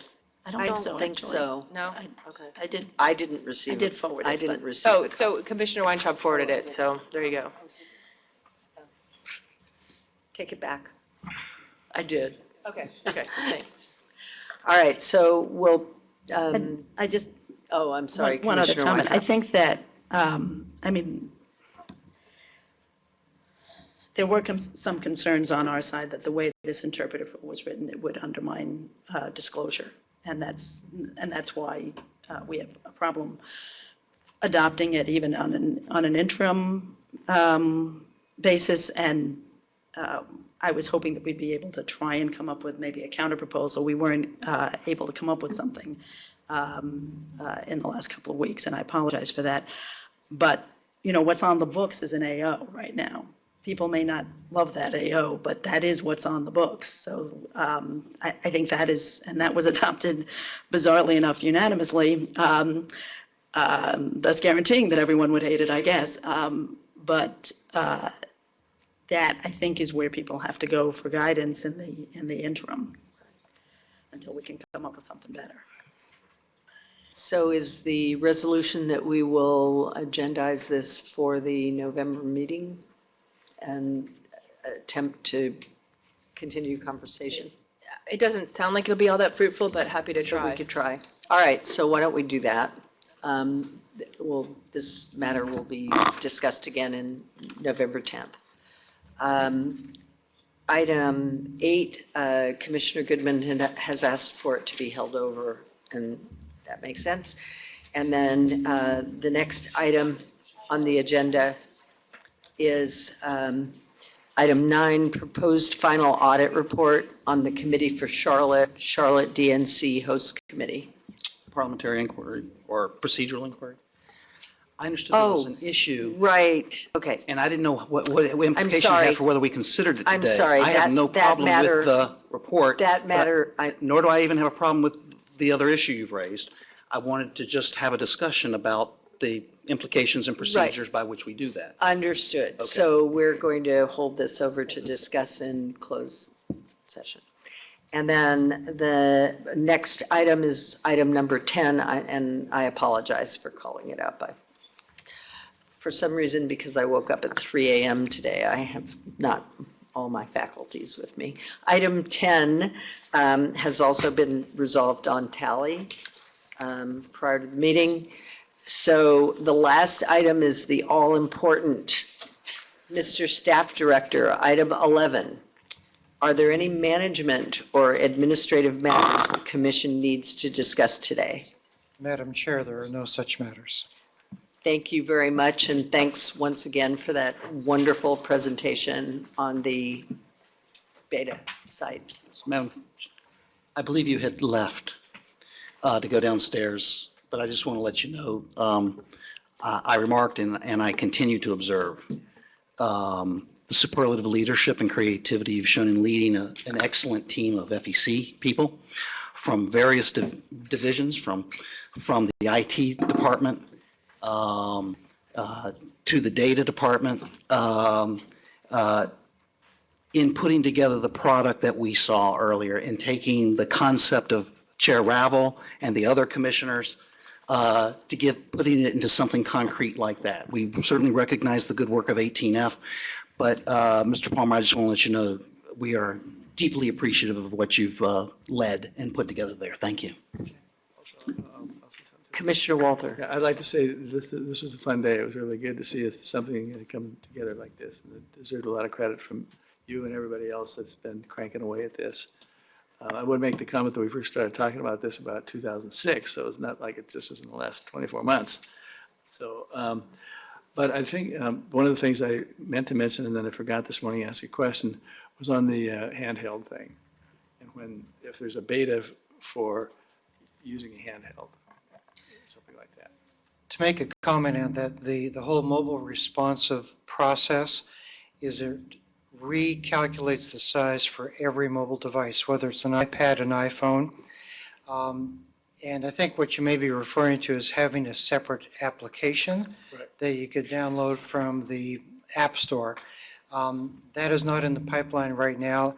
The reason being that takes a totally different skill set, and also in the long term, it's more expensive to maintain, because with all the different versions that come out, whether it's the Android or iPhone operating systems, you have to update every time. With the mobile responsiveness, basically, it's developed once and you deploy across all devices. But that's something certainly we can look at. But that's strategically probably the best and least expensive way to go right now.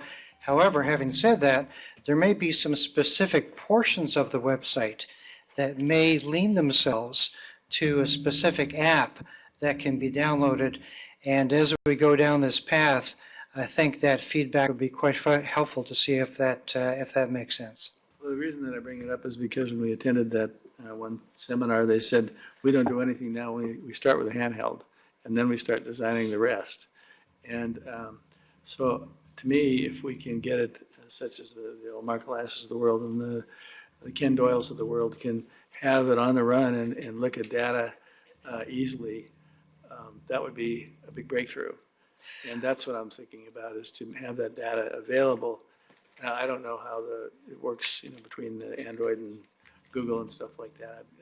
That's a different world, but just something to keep in mind as we go along. If we can save money by designing something that fits for a handheld as we go, then we might save money that way. And then we also, I think, should take a look at, okay, how expensive is it to make this available on a handheld, because we're spending a lot of money. And I think, disclosure is one area where we shouldn't be too concerned about if it provides a better service. I was actually using my iPhone this morning with the beta, and it's perfectly. It's perfectly functional. Right. Yeah.